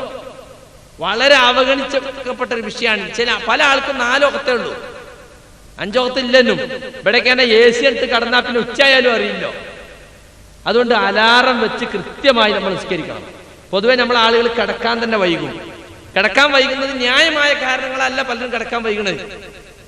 വെറുതെ ഇങ്ങനെ ഇശാ നിസ്കാരം കഴിഞ്ഞിട്ട് ഇങ്ങനെ ചെറലി അടിച്ചിരിക്കന്നെ, ഓരോ വേണ്ടാത്ത വർത്താനങ്ങളും പറഞ്ഞ് വേണ്ടാത്ത പണികൾ എടുത്തിട്ട് നേരം വൈകിച്ചിട്ട് 1 മണി 1:30 മണിയൊക്കെ പോയിട്ട് അങ്ങോട്ട് പോയി വീഴലാണ്. കുറെ ആൾ TV കണ്ടിട്ടാണ്. പല ആളുകൾക്കും സുബൈ നഷ്ടപ്പെടുന്ന TV ആണായിരുന്നിട്ടാണ്. ഇശാക്ക് ശേഷം TV അങ്ങോട്ട് ഓണാക്കിയിട്ട് 11:30 12 ഇപ്പൊ ചാനലും കൊട്ടയൊക്കെ ഉണ്ടാവുമല്ലോ. അപ്പൊ അത് കണ്ട് അശ്ലീലം കണ്ടാണ് പലരും ഓർക്കല്. അവർക്ക് സമയം കിട്ടൂല. ഒരു സത്യവിശ്വാസം സംബന്ധിച്ചിടത്തോളം റസൂലിന്റെ ചര്യ എന്താണ്? ഇശാ നമസ്കാരം കഴിഞ്ഞാൽ അനാവശ്യമായ വർത്തമാനങ്ങളൊന്നും പറഞ്ഞിരിക്കാൻ റസൂലിന്റെ ചര്യ ആയിരുന്നില്ല. വളരെ അത്യാവശ്യമുള്ള കാര്യങ്ങൾ മാത്രമേ അതിപ്പോ ചെയ്യേണ്ടുള്ളൂ. വേഗം ഉറങ്ങുകയാണ് റസൂലിന്റെ പതിവ്. എന്നിട്ട് സുബഹിക്ക് കുറെ മുമ്പ് എണീറ്റ് തഹജ്ജുദ് നിസ്കരിക്കാൻ റസൂലിന്റെ പതിവ്. തഹജ്ജുദ് നിസ്കരിക്കാൻ നമുക്ക് കഴിയുന്നില്ലേ? നമ്മൾ എന്ത് വേണം? സുബഹി എന്തായാലും ഒഴിവാക്കാൻ പറ്റില്ല, അത് ഫർളാണല്ലോ. അപ്പൊ ഇത്ര സമയത്താണ് സുബഹി, മുന്നോട്ട് കയറുന്നത്, ഇത്ര സമയത്താണ് സുബഹി എന്ന് മനസ്സിലാക്കിയിട്ട് ആ സുബഹിന്റെ വഖത്തിന് തന്നെ അവിടെ എത്തുവാനുള്ള, പള്ളിയിലെത്തുവാനുള്ള ഒരു ശ്രമം. അപ്പൊ പല ആളുകളും നിസ്കരിക്കും, പക്ഷെ ജമാഅത്തായ നമസ്കാരം അതിൽ പല ആളുകൾക്കും ഇഷ്ടമല്ല. നിസ്കരിച്ചാൽ പോരെ, എന്താ പള്ളിയിൽ പോയിക്കൊള്ളണമെന്ന്, എന്താ പള്ളിയിൽ തന്നെ ജമാഅത്തായി നിസ്കരിച്ചോളണമെന്ന് എന്ന ചിന്താഗതി നമ്മുടെ ആളുകളിൽ പടർന്നുകൊണ്ടിരിക്കുകയാണ്. അതൊരിക്കലും ശരിയല്ല. ജമാഅത്തായ നമസ്കാരത്തിന് അതിൻ്റെതായ പുണ്യം 27 ഇരട്ടി പുണ്യം അല്ലാഹുവിന്റെ റസൂൽ പറഞ്ഞിട്ടുണ്ട്. സഹാബികളൊക്കെ അതിനെ എങ്ങനെയാ മനസ്സിലാക്കിയത്? അവർ ഒരു ജമാഅത്ത് നഷ്ടപ്പെടുത്താതെ പള്ളിയിൽ പോകാൻ വേണ്ടി ശ്രദ്ധിച്ചിരുന്നു. അപ്പൊ അതുകൊണ്ട് എന്റെ സുഹൃത്തുക്കളോട് എനിക്ക് പറയാനുള്ളത്, നമ്മൾ ഈ വിലപ്പെട്ട സമയം ഉപയോഗിച്ച് ഈ വിഷയം ഇവിടെ ചർച്ചക്കെടുത്തതിനാണ്. ഓരോരുത്തരും സ്വന്തം ജീവിതത്തിലേക്ക് തിരിഞ്ഞു നോക്കാൻ വേണ്ടിയാണ്. 5 നേരം ജമാഅത്തായി നിസ്കരിക്കാൻ ഞാൻ ശ്രദ്ധിക്കാറുണ്ടോ? ഞാൻ സുബഹിക്ക് എണീക്കാറുണ്ടോ? ഒരു അലാറം ക്ലോക്കിന് അത്ര വലിയ പൈസ ഒന്നുമില്ല. മൊബൈൽ ഉണ്ടെങ്കിൽ അതിൽ തന്നെ അലാറം വെക്കാം. കയ്യിനടുത്ത് വെക്കരുത്, കുറച്ച് അപ്പുറത്ത് വെക്കണം എന്ന് മാത്രം. AC ഒക്കെ നല്ല സ്ട്രോങ്ങിൽ ഇട്ടിട്ടാ കിടക്കുക. സുബഹിക്ക് എണീക്കണം എന്നുള്ള ഓർമ്മ കിടക്കുമ്പോ വേണം, മനസ്സിലായില്ലേ? കിടന്നുറങ്ങുമ്പോ വേണം. AC അത്ര സ്ട്രോങ്ങിൽ ഇട്ടാ ഉണരുവോ? അലാറം വെച്ചാൽ കയ്യിൻ്റെ അടുത്ത് തന്നെ വെച്ചാൽ ഓഫ് ആക്കുമോ? അതൊക്കെ ഓർക്കണം. നമുക്കൊരു ഗഫ്ലത്തൊരു മുസ്ലിമിന് ഒരിക്കലും ഉണ്ടാകാൻ പാടില്ല, ഒരു അശ്രദ്ധ ഉണ്ടാകാൻ പാടില്ല. എപ്പോഴും നല്ല ജാഗ്രത ഉണ്ടായിരിക്കണം. എനിക്കൊന്ന് സുബഹിക്ക് എണീക്കണം, ഞാൻ ഇപ്പൊ വൈകിയാ കിടക്കണം, ഇപ്പൊ കിടന്നാൽ സുബഹി കിട്ടുമോ? കിട്ടൂല്ലെങ്കിൽ എന്ത് വേണം? അലാറം വെക്കണം. അലാറം കയ്യിനടുത്ത് വെക്കരുത്. സുബഹി കഴിഞ്ഞിട്ട് നിങ്ങൾ കിടന്നോളി, പ്രശ്നമല്ല. പക്ഷെ സുബഹിക്ക് എണീക്കുക എന്നുള്ളത് വളരെ പ്രധാനമാണ്. അത് വലിയ കുറ്റമാണ്. സുബഹി വഖത്ത് തെറ്റിച്ച് നിസ്കരിക്കുക എന്നുള്ളത് വലിയ കുറ്റാണ്. കാരണം വഖത്ത് നിശ്ചയിച്ച ഇബാദത്താണിത്. ഇന്ന സ്വലാത്ത് കാനത്ത് അലൽ മുഅ്മിനീന കിതാബൻ മൗഖൂതാ. സത്യവിശ്വാസികളുടെ മേൽ സമയം നിശ്ചയിക്കപ്പെട്ട രൂപത്തിൽ നിർബന്ധമാക്കപ്പെട്ടതാണ് നിസ്കാരം. എപ്പോഴെങ്കിലും കോൺട്രാക്ട് എടുത്ത മാതിരി 15 നിസ്കരിച്ചാൽ പോരാ. ളുഹറിന്റെ സമയത്ത് നിസ്കരിക്കണം, അസറിന്റെ സമയത്ത് നിസ്കരിക്കണം. അസ്ഖലു സ്വലാത്തി അലൽ മുനാഫിഖീന സ്വലാത്തുൽ ഇശാഇ വ സ്വലാത്തുൽ ഫജ്ർ. മുനാഫിക്കുകൾക്ക് ഏറ്റവും ഭാരമേറിയ നമസ്കാരം ഇശാ നിസ്കാരവും സുബഹി നിസ്കാരവുമാണ്. ലൗ യഅലമൂന ഫീഹിമാ ലഅതൗഹുമാ വലൗ ഹബവൻ. അതിലുള്ള മഹത്വം, അതിന്റെ പ്രാധാന്യം അവർ അറിഞ്ഞിരുന്നുവെങ്കിൽ മുട്ടുകാലിൽ എഴഞ്ഞുകൊണ്ടെങ്കിലും അവർ പള്ളിയിൽ വരുമായിരുന്നു എന്ന് അള്ളാഹുവിന്റെ റസൂൽ പറഞ്ഞിട്ടുണ്ട്. അതുകൊണ്ട് നമസ്കാരത്തിന്റെ കാര്യത്തിൽ വളരെ ശ്രദ്ധ, ജമാഅത്തിന്റെ കാര്യത്തിൽ പ്രത്യേക ശ്രദ്ധ വേണം. അസ്ർ നിസ്കാരം പലപ്പോഴും നമുക്ക് അവഗണിച്ചു പോകുന്ന, അല്ലെങ്കിൽ അശ്രദ്ധയിൽ നഷ്ടപ്പെട്ടു പോകുന്നൊരു വഖത്താണ്. ഖുർആനിൽ വരെ പറഞ്ഞാണ് ഹാഫിദു അല സ്വലവാത്തി വസ്സലാത്തിൽ വുസ്താ. നിങ്ങൾ നമസ്കാരങ്ങളെല്ലാം ശ്രദ്ധയോടെ പരിപാലിച്ചു പോരണം, പ്രത്യേകിച്ചും മധ്യമ നമസ്കാരം. അത് അസ്റാണെന്ന് ഹദീസിലുണ്ട്. വഖൂമു ലില്ലാഹി ഖാനിതീൻ. അടക്കത്തോടും ഒതുക്കത്തോടും കൂടി നിങ്ങൾ നമസ്കാരം നിർവഹിക്കണം. നബി പറഞ്ഞിട്ടുണ്ട്, മുനാഫിക്കുകൾ പലരും അസ്ർ നിസ്കാരം അവസാന സമയത്തേക്ക് നീട്ടിയേക്കും. എന്നിട്ട് സൂര്യൻ പോയി ഇങ്ങനെ വീഴാൻ നേരത്ത് പോയിട്ട് 4 കൊത്തും 4 റക്അത്ത്. അത് നമുക്ക് പലർക്കും സംഭവിക്കാറില്ലേ? അപ്പൊ ഭാഗ്യം അങ്ങോട്ട് കേട്ടാൽ ഉടൻ പള്ളിയിൽ പോവുക എന്നുള്ളത് നമ്മളെ ചര്യയാക്കണം. പോകാലോ ഇത് ശൈത്താൻ പറഞ്ഞു തരുന്നതാ. പള്ളിയിൽ പോകുന്ന കാര്യത്തിൽ വലിയ നിഷ്ഠ നമുക്ക് വേണം, നമ്മുടെ കുടുംബത്തിന് വേണം, നമ്മുടെ വീട്ടിലേക്ക് കത്തെഴുതുമ്പോൾ അതൊക്കെ എഴുതണ്ട്. മക്കളോട് കൃത്യമായി ജമാഅത്തിന് പള്ളിയിൽ പോകാൻ. വെള്ളിയാഴ്ച ദിവസം നമ്മളെ ആളുകൾ എപ്പോഴാ എത്തല്? ഖുത്ബ തുടങ്ങിയിട്ട് അല്ലേ? വളരെ ഗൗരവമുള്ള വിഷയങ്ങളാണ് ഇതൊക്കെ. വളരെ നമ്മുടെ ജീവിതത്തിൽ കൃത്യനിഷ്ഠ ഉണ്ടാകണം. അതുകൊണ്ട് നിസ്കാരത്തിന്റെ കാര്യം നമുക്ക് കൃത്യനിഷ്ഠ പഠിപ്പിച്ചേ പറ്റൂ. ഓരോരുത്തരും സ്വന്തം ജീവിതത്തിൽ കൃത്യനിഷ്ഠ പഠിപ്പിക്കാനും കൂടിയാണ് അല്ലാഹു സുബ്ഹാനഹു വ തആല നമസ്കാരത്തിന്റെ വഖ്തുകൾ നിശ്ചയിച്ചിട്ടുള്ളത്. അതുപോലെ റവാത്തിബ് സുന്നത്തുകൾ എപ്പോഴെങ്കിലും ഒഴിവാക്കുന്ന പ്രശ്നമല്ല. സ്ഥിരമായിട്ട് റവാത്തിബ് സുന്നത്ത് നിസ്കരിക്കല അതിന്റെ അർത്ഥം ആ സുന്നത്തിനെ തന്നെ നിഷേധിക്കലാണ്. വീട്ടിൽ നിന്ന് ഒതു എടുത്തിട്ട് പള്ളിയിലേക്ക് പുറപ്പെടുക, അത് അവിടുന്ന് എടുക്കാണ്. ആ തവ ഇവിടുന്ന് എടുത്താലും അവിടുന്ന് എടുത്താലും അല്ല, വീട്ടിൽ നിന്ന് ഒന്നെടുത്തിട്ട് പോകണം. അതിനായിട്ട് നിസ്കാരത്തിന് വേണ്ടിയുള്ള ഒരുക്കാൻ. അയാൾ നമസ്കാരം മാത്രം ഉദ്ദേശിച്ചുകൊണ്ടാണ് പള്ളിയിൽ പോകുന്നത്, അതിന് പുണ്യമുണ്ട്. അതുപോലെ കഴിയുന്നത്ര നേരത്തെ എത്താൻ നമ്മൾ ശ്രദ്ധിക്കണം. പറയുമ്പോൾ എനിക്ക് പേടിയുണ്ട്, എനിക്ക് ചിലപ്പോൾ നേരത്തെ എത്താൻ സാധിക്കില്ല. ആണ് ഞാൻ നിങ്ങളും കൂടി നമ്മൾ ചർച്ച ചെയ്യേണ്ട ഒരു വിഷയമാണത്. നമസ്കാരത്തിൽ നേരത്തെ എത്തുന്നതിന്റെ പുണ്യം കാര്യങ്ങള് നമസ്കാരത്തിലായതുപോലെയാണെന്നാണ് റസൂൽ പറഞ്ഞിട്ടുള്ളത്. നിസ്കരിക്കുമ്പോൾ കിട്ടുന്നത് പോലുള്ള പുണ്യം നിസ്കാരം പ്രതീക്ഷിച്ചിരിക്കുമ്പോഴും നമുക്ക് കിട്ടും. സമയം വേസ്റ്റ് ആക്കുന്ന പ്രശ്നമേ ഇസ്ലാമിലില്ല. ഓരോ സമയത്തിനും പുണ്യം റസൂൽ പഠിപ്പിക്കുകയാണ്. അപ്പൊ അതുകൊണ്ട് നമസ്കാരത്തിന്റെ കാര്യത്തിൽ, റവാത്തിബ് സുന്നത്തുകളുടെ കാര്യത്തിൽ ഇത് നമ്മൾ വളരെ ശ്രദ്ധിക്കേണ്ട ഒരു വിഷയമാണ്. അതുപോലെ വലതിനെ മുന്തിക്കുന്ന കാര്യം ഞാൻ പറഞ്ഞു വേഗം പറഞ്ഞു പോവാണ്. ഒരു ഓർമ്മപ്പെടുത്തൽ വേണ്ടി വലതിനാണ് പ്രാധാന്യം കൊടുക്കേണ്ടത്. ചെരുപ്പിടുമ്പോ വലത്തേ കാലിടുക, കുപ്പായിടുമ്പോ വലത്തേ കൈയിടുക, പിടിക്കുമ്പോ നല്ല കാര്യങ്ങളൊക്കെ വലത് കൈ കൊണ്ട് ചെയ്യുക, ഭക്ഷണം കഴിക്കുമ്പോ, തിന്നുമ്പോ, കുടിക്കുമ്പോ എത്ര പറഞ്ഞാലും നമ്മൾ അപ്പൊ ഡിസ്പോസബിൾ ഗ്ലാസ് എന്നാലും ഇടത്തെ കൈയേറ്റേ പിടിക്കുള്ളൂ. ഇതുമ്പോ എന്തെങ്കിലും ആവും, ആയിട്ട് വേറെ ആർക്കും കുടിക്കാണ്ട്. അതുകൊണ്ട് നിങ്ങൾ ഒരാൾ ഇടത് കൈ കൊണ്ട് തിന്നുകയോ കുടിക്കുകയോ ചെയ്യരുത്. ശൈത്താനാണ് ഇടത് കൈ കൊണ്ട് തിന്നുകയും കുടിക്കുകയും ചെയ്യുന്നത്. റസൂലാണ് ഇത് പഠിപ്പിക്കുന്നത്. അപ്പൊ ചില ആൾ റസൂലിന്റെ കാലത്ത് ഇങ്ങനെ കുഴച്ചു എന്നൊന്നും ഉണ്ടാവില്ല. അന്ന് വെറും കാരക്ക ഇങ്ങനെ 3 വിരലുകൊണ്ട് എന്താ പിന്നെ ചെയ്യാം. കാരക്കങ്ങൾ 3 വിരലുകൊണ്ട് തന്നെ തിന്നാ മതി, കുഴപ്പമില്ല. പക്ഷേ റസൂലിന്റെ കാലത്ത് കുഴച്ചില്ലാന്നോ കുഴച്ചിട്ടുള്ള കാലം വരുന്നൊന്നും റസൂലിനെ അറിയില്ലാന്നൊന്നും നമുക്ക് പറയാൻ പറ്റൂല. ശരിയല്ലാതെ റസൂലുള്ളാഹി സ്വല്ലല്ലാഹു അലൈഹി വസല്ലം വഹയിന്റെ അടിസ്ഥാനത്തിലാണ് സംസാരിക്കുന്നത്. വമാ യന്തിഖു അനിൽ ഹവാ ഇൻ ഹുവ ഇല്ലാ വഹ്യുൻ യുഹാ. സ്വന്തം ഇഷ്ടപ്രകാരം അവിടുന്ന് ഒന്നും സംസാരിക്കുന്നില്ല, അവിടത്തേക്ക് ലഭിക്കുന്ന വഹയല്ലാതെ എന്ന പരിശുദ്ധ ഖുർആനിലെ ആയത്ത് നമ്മൾ മനസ്സിലാക്കണം. അതുപോലെ നമസ്കാരത്തിന്റെ കാര്യത്തിൽ റസൂലിനെ പിൻപറ്റുക എന്നതിൽ കണിശതയുള്ള നമ്മൾ മാത്രമാണ്. പക്ഷെ നമ്മുടെ ആളുകൾക്ക് ഇപ്പൊ ആ കണിശത കുറഞ്ഞുകൊണ്ടിരിക്കുകയാണ്. എന്നാലും നിസ്കരിക്കുന്നുണ്ടല്ലോ എന്നാ. എങ്ങനെയാലും നിസ്കരിച്ചാൽ മതി എന്നാണോ? അതല്ലല്ലോ ഇസ്ലാം പഠിപ്പിച്ചിട്ടുള്ളത്. നമസ്കാരത്തിന്റെ രൂപം സല്ലു കമാ റഅയ്തുമൂനി ഉസല്ലി, ഞാൻ എങ്ങനെ നിസ്കരിക്കുന്നത് നിങ്ങൾ കണ്ടു അതുപോലെ നിങ്ങൾ നിസ്കരിക്കണം എന്ന് ആരാ പഠിപ്പിച്ചത്? റസൂലാ പഠിപ്പിച്ചത്. ഇപ്പൊ കൈകെട്ടുന്ന കാര്യം റസൂൽ പറഞ്ഞാൽ റസൂൽ പറഞ്ഞതുപോലെ നമ്മൾ ചെയ്യണം. എത്രത്തോളം വെച്ചാൽ 20ഓളം ഹദീസുകൾ ഉണ്ടെന്നാണ് നൈലുൽ ഔതാൽ ഇമാം ശൗക്കാനി പറയുന്നത്. يحتج الجمهور على مشروعية الوضع بأحاديث الباب التي ذكرها المصنف وذكرناها وهي 20 عن 18 صحابيا وتابعين. وحكى الحافظ ابن عبد البر أنه قال لم يأتي عن النبي صلى الله عليه وسلم خلاف. കൈ വെക്കണോ വെക്കണ്ടേ എന്നുള്ള കാര്യത്തിൽ ചില ആളുകൾക്കൊക്കെ ഇപ്പോ കൂടുതൽ എല്ലാം ഒരു എലാസ്റ്റിക് ആയി വരുന്ന കാലമാണല്ലോ. എല്ലാത്തിനും ഒരു വിട്ടുവീഴ്ചയും എല്ലാത്തിനും ഒരു വിശാലതയുമാണ്. അപ്പോളെ ആളൊരു മാന്യനും സ്റ്റാറ്റസ് ഉള്ളവനൊക്കെ ഉള്ളു. കടുംപിടുത്തക്കാർ പാടില്ല എന്നാണ്. എല്ലാം ലിബറൽ ആയിക്കൊണ്ടിരിക്കുന്ന കാലാണ്. അപ്പൊ നിസ്കാരത്തിൽ കൈകെട്ടലൊന്ന് ലിബറലാക്കുക, അത്രങ്ങൾ വാശിയൊന്നും പിടിക്കേണ്ടയില്ല.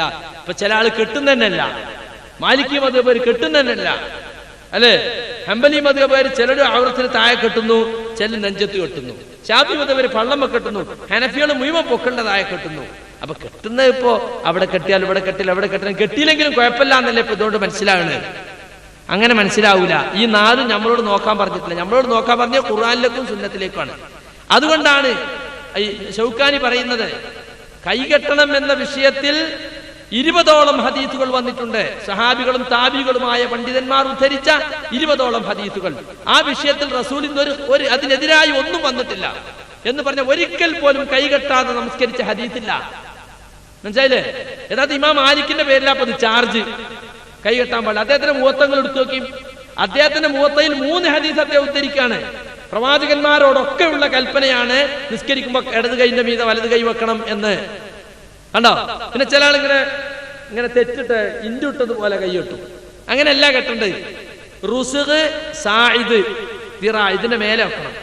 ഈ ഇതുണ്ടല്ലോ, കഫ്, റുസ്ഖ്, സായിദ്. മുൻകൈ ഈ മണിക്കണ്ടം, സായിദ് തന്നെ ഈ മുഴങ്കൈ, ഇതിന് മീതെ വെക്കണം എന്നാ. ഇങ്ങനെ വെച്ചാൽ അത് വരുമോ? ഇല്ല. അപ്പൊ എങ്ങനെയാ കെട്ടേണ്ടത്? നെഞ്ചിൽ വെക്കണം. ഇത് റസൂൽ പഠിപ്പിച്ചാണ്.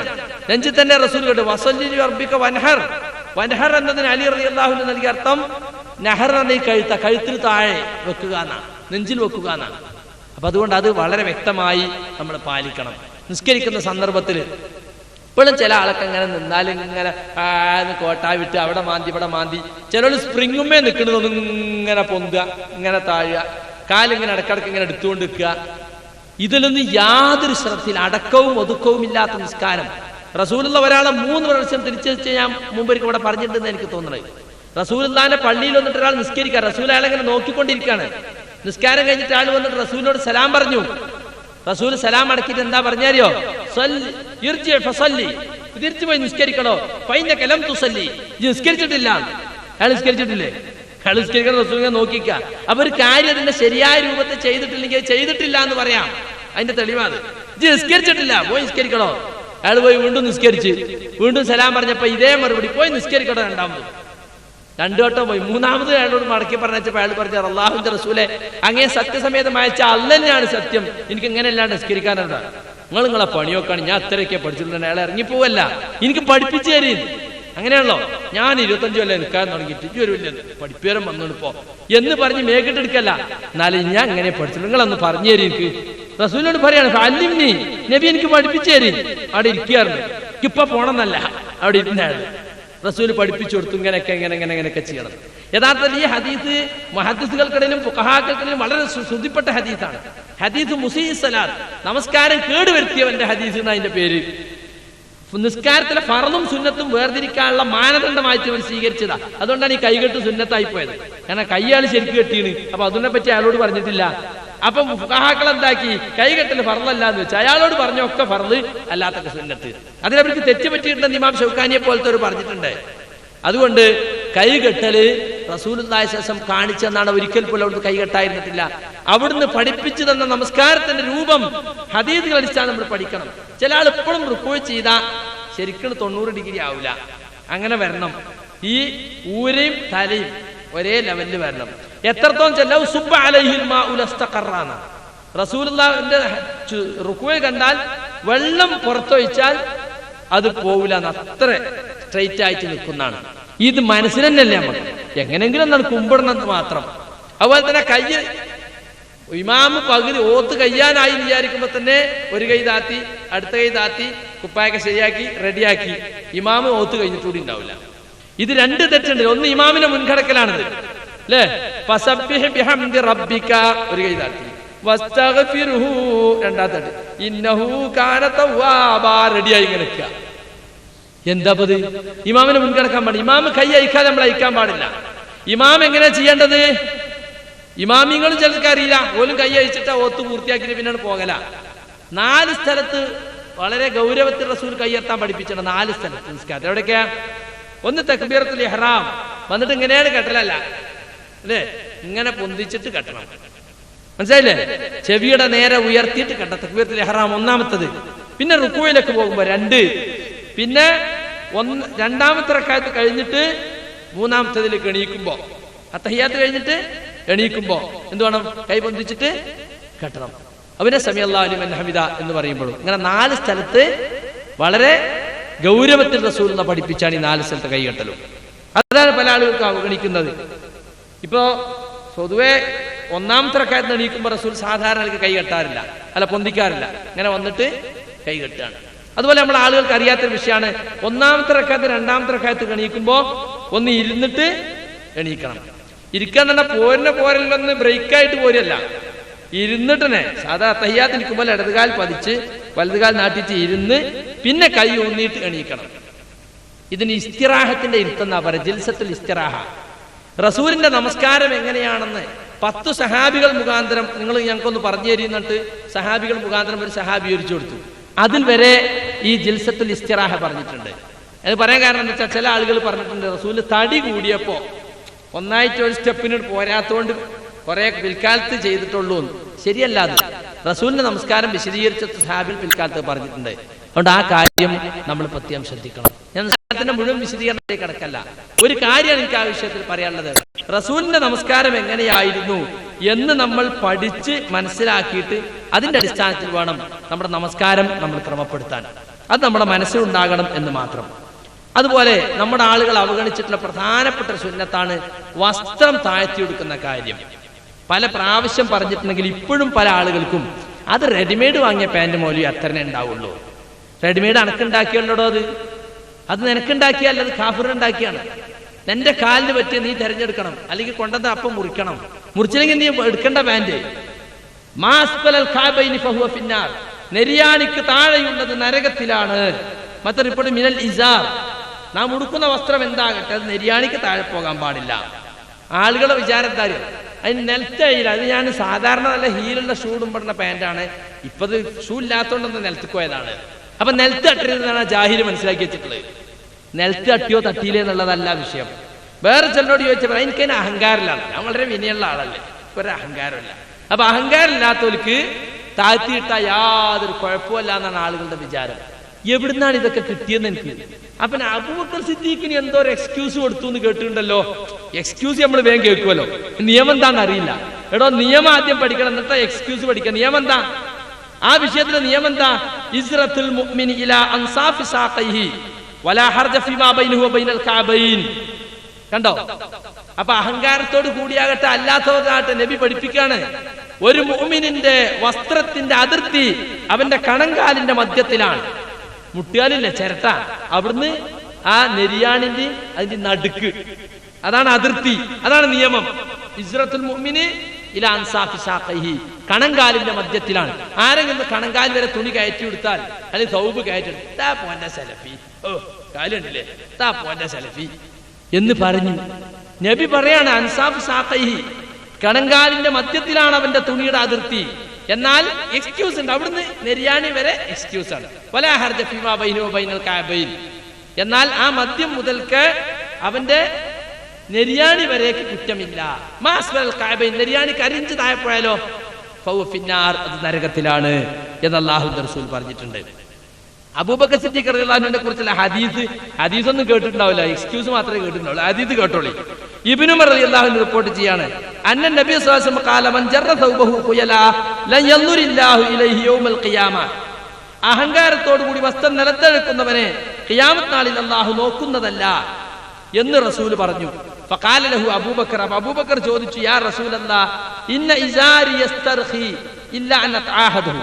ഞാൻ ശ്രദ്ധിക്കാതിരിക്കുന്ന ചില സന്ദർഭത്തിൽ എന്റെ വസ്ത്രം താഴെ പോകാറുണ്ട് നബിയേ. ഹദീസിൽ അതാണ്. സാധാരണ ഞാൻ ശ്രദ്ധിച്ചുകൊണ്ടിരിക്കുമ്പോ വസ്ത്രം നെരിയാണിക്ക് വേണ്ടി തന്നെ ആയിരിക്കും, പക്ഷെ എനിക്ക് അശ്രദ്ധയായിട്ട് ചിലപ്പോൾ എന്റെ വസ്ത്രം അറിയാതെ താഴെ പോകാറുണ്ട്. അപ്പൊ നബി സ്വല്ലല്ലാഹു അലൈഹി വസല്ലം പറയാണ്, ഫഖാല ലഹു റസൂലുള്ളാഹി സ്വല്ലല്ലാഹു അലൈഹി വസല്ലം ഇന്നക ലസ്ത മിമ്മൻ യഫ്അലുഹു ഖിയലാ, താങ്കൾ അത് അഹങ്കാരത്തോടെ ചെയ്യുന്നതല്ലല്ലോ. അപ്പൊ കരുതിക്കൂട്ടി വസ്ത്രം താഴ്ത്തി എടുക്കുന്നതിൽ എന്ത് തെളിവാണുള്ളത്? കരുതിക്കൂട്ടി റെഡിമെയ്ഡ് നീളം കൂടിയത് വാങ്ങുക, എന്നിട്ട് പറയാം അത് ടൈലർ പറ്റിയാണെന്ന് പറയാ, മടക്കാതിരിക്കുക, നിസ്കരിക്കുമ്പോ ഞാൻ മടക്കലുണ്ട് എന്ന് ന്യായം പറയാ. ഇതൊന്നും അബൂബക്കർ സിദ്ദീഖിന്റെ വിഷയത്തിൽ തെളിവല്ല. അബൂബക്കർ സിദ്ദീഖ് റളിയല്ലാഹു അൻഹു സാധാരണ നിലക്ക് വസ്ത്രം കയറ്റി കൊടുക്കുന്ന ആളാണ്. സാധാരണ കയറ്റി കൊടുക്കുന്ന ആൾക്ക് റമളാനിലൊന്നും അറിയാതെ പയറൊക്കെ കാലിയപ്പോ താഴെ പോയിട്ടുണ്ടാവും.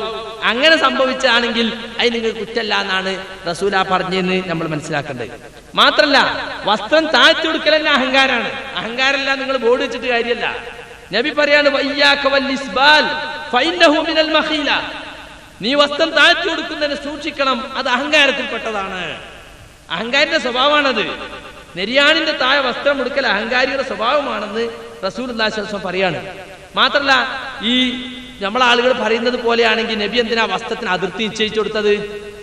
അഹങ്കാരമില്ലാത്തവർക്കൊക്കെ താത്തിയിടാമെന്നുണ്ടെങ്കിൽ വസ്ത്രത്തിന് അതിർത്തി നിശ്ചയിക്കണം. നബി ഇപ്പൊ അതിർത്തി നിശ്ചയിച്ചു. എവിടെ? നിസ്ഫുസാഖ്, കണങ്കാലിന്റെ മധ്യത്തിൽ, അല്ലേ? ഇബ്നു ഉമർ റിപ്പോർട്ട് ചെയ്യുന്നു, മറർതു അലാ റസൂലില്ലാഹി സ്വല്ലല്ലാഹു അലൈഹി വസല്ലം വഫീ ഇസാരി ഇസ്തിർഖാഉ, ഞാൻ റസൂലിന്റെ അരികിലൂടെ കടന്നുപോയി, അപ്പൊ എന്റെ വസ്ത്രം അല്പം താഴ്ന്നിട്ടുണ്ടായിരുന്നു.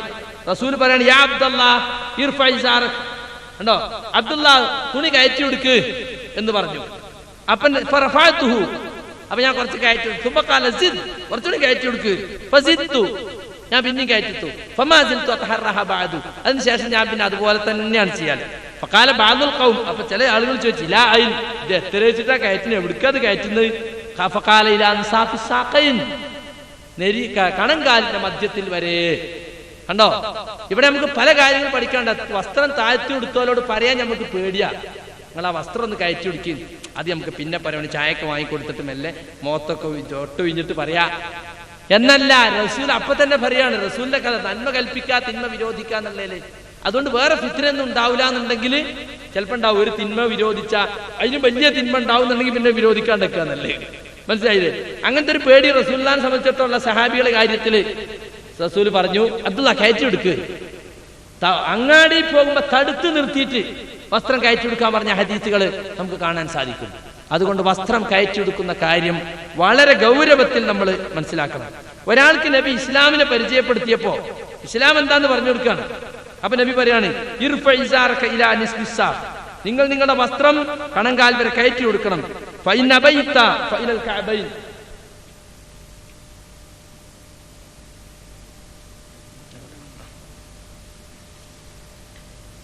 ഇനി നിങ്ങൾക്കത് വിഷമമാണെങ്കിൽ നെരിയാണി വരെ നിങ്ങൾക്ക് താത്തി കൊടുക്കാം.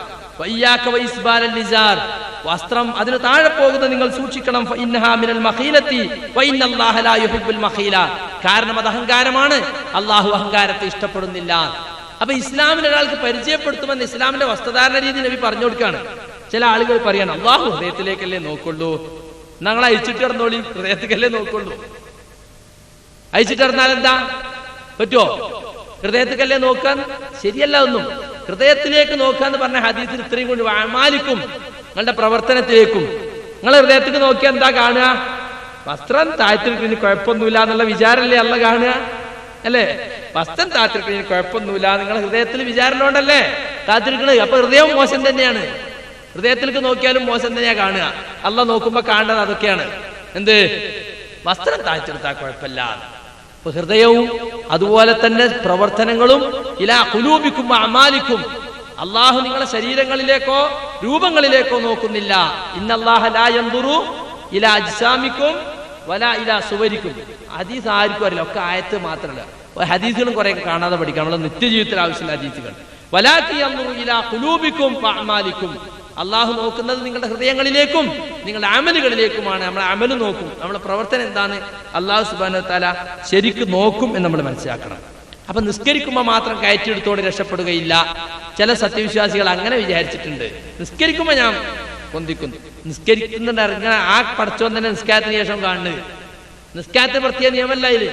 ചില ആളുകൾ ഒന്നുണ്ടാക്കാൻ വേണ്ടി കയറ്റി വെച്ചിട്ട് പിന്നെ താത്തിനാ മറക്കണോലുണ്ടാവും. അപ്പൊ എല്ലാ കയറ്റി വെച്ചോളും നിസ്കാരത്തിന് വേണ്ടി കയറ്റി വെച്ചോലാ വിചാരിക്കണ്ട. ഒന്നുണ്ടാക്കുമ്പോൾ നനയാണ്ടാക്കാൻ വേണ്ടി കയറ്റി വെച്ചാണ്, പിന്നെ മറന്നുപോയിട്ടുണ്ടാവും. അപ്പോ അത് ശരിയല്ല. മടക്കി വെച്ച വസ്ത്രം മടക്കി വെച്ച് നിസ്കരിക്കാൻ പാടില്ല എന്ന് വേറെ ഹദീസുണ്ട്. മടക്കി വെച്ച വസ്ത്രത്തിൽ നിസ്കരിക്കുന്നത് റസൂൽ വിരോധിച്ചു. ഈ പാൻസ് ഒക്കെ മടക്കി വെച്ചാണ്, അതിൻ്റെ ഉള്ളിൽ ചളി എത്ര ഇരിക്കുന്നല്ലോ, നടക്കുമ്പോഴൊക്കെ ഇങ്ങനെ തെറിക്കല്ലേ, ഇതിൻ്റെ ഉള്ളിൽ ഇങ്ങനെ പാക്ക് ചെയ്ത് വെച്ചിട്ടുണ്ടാവും.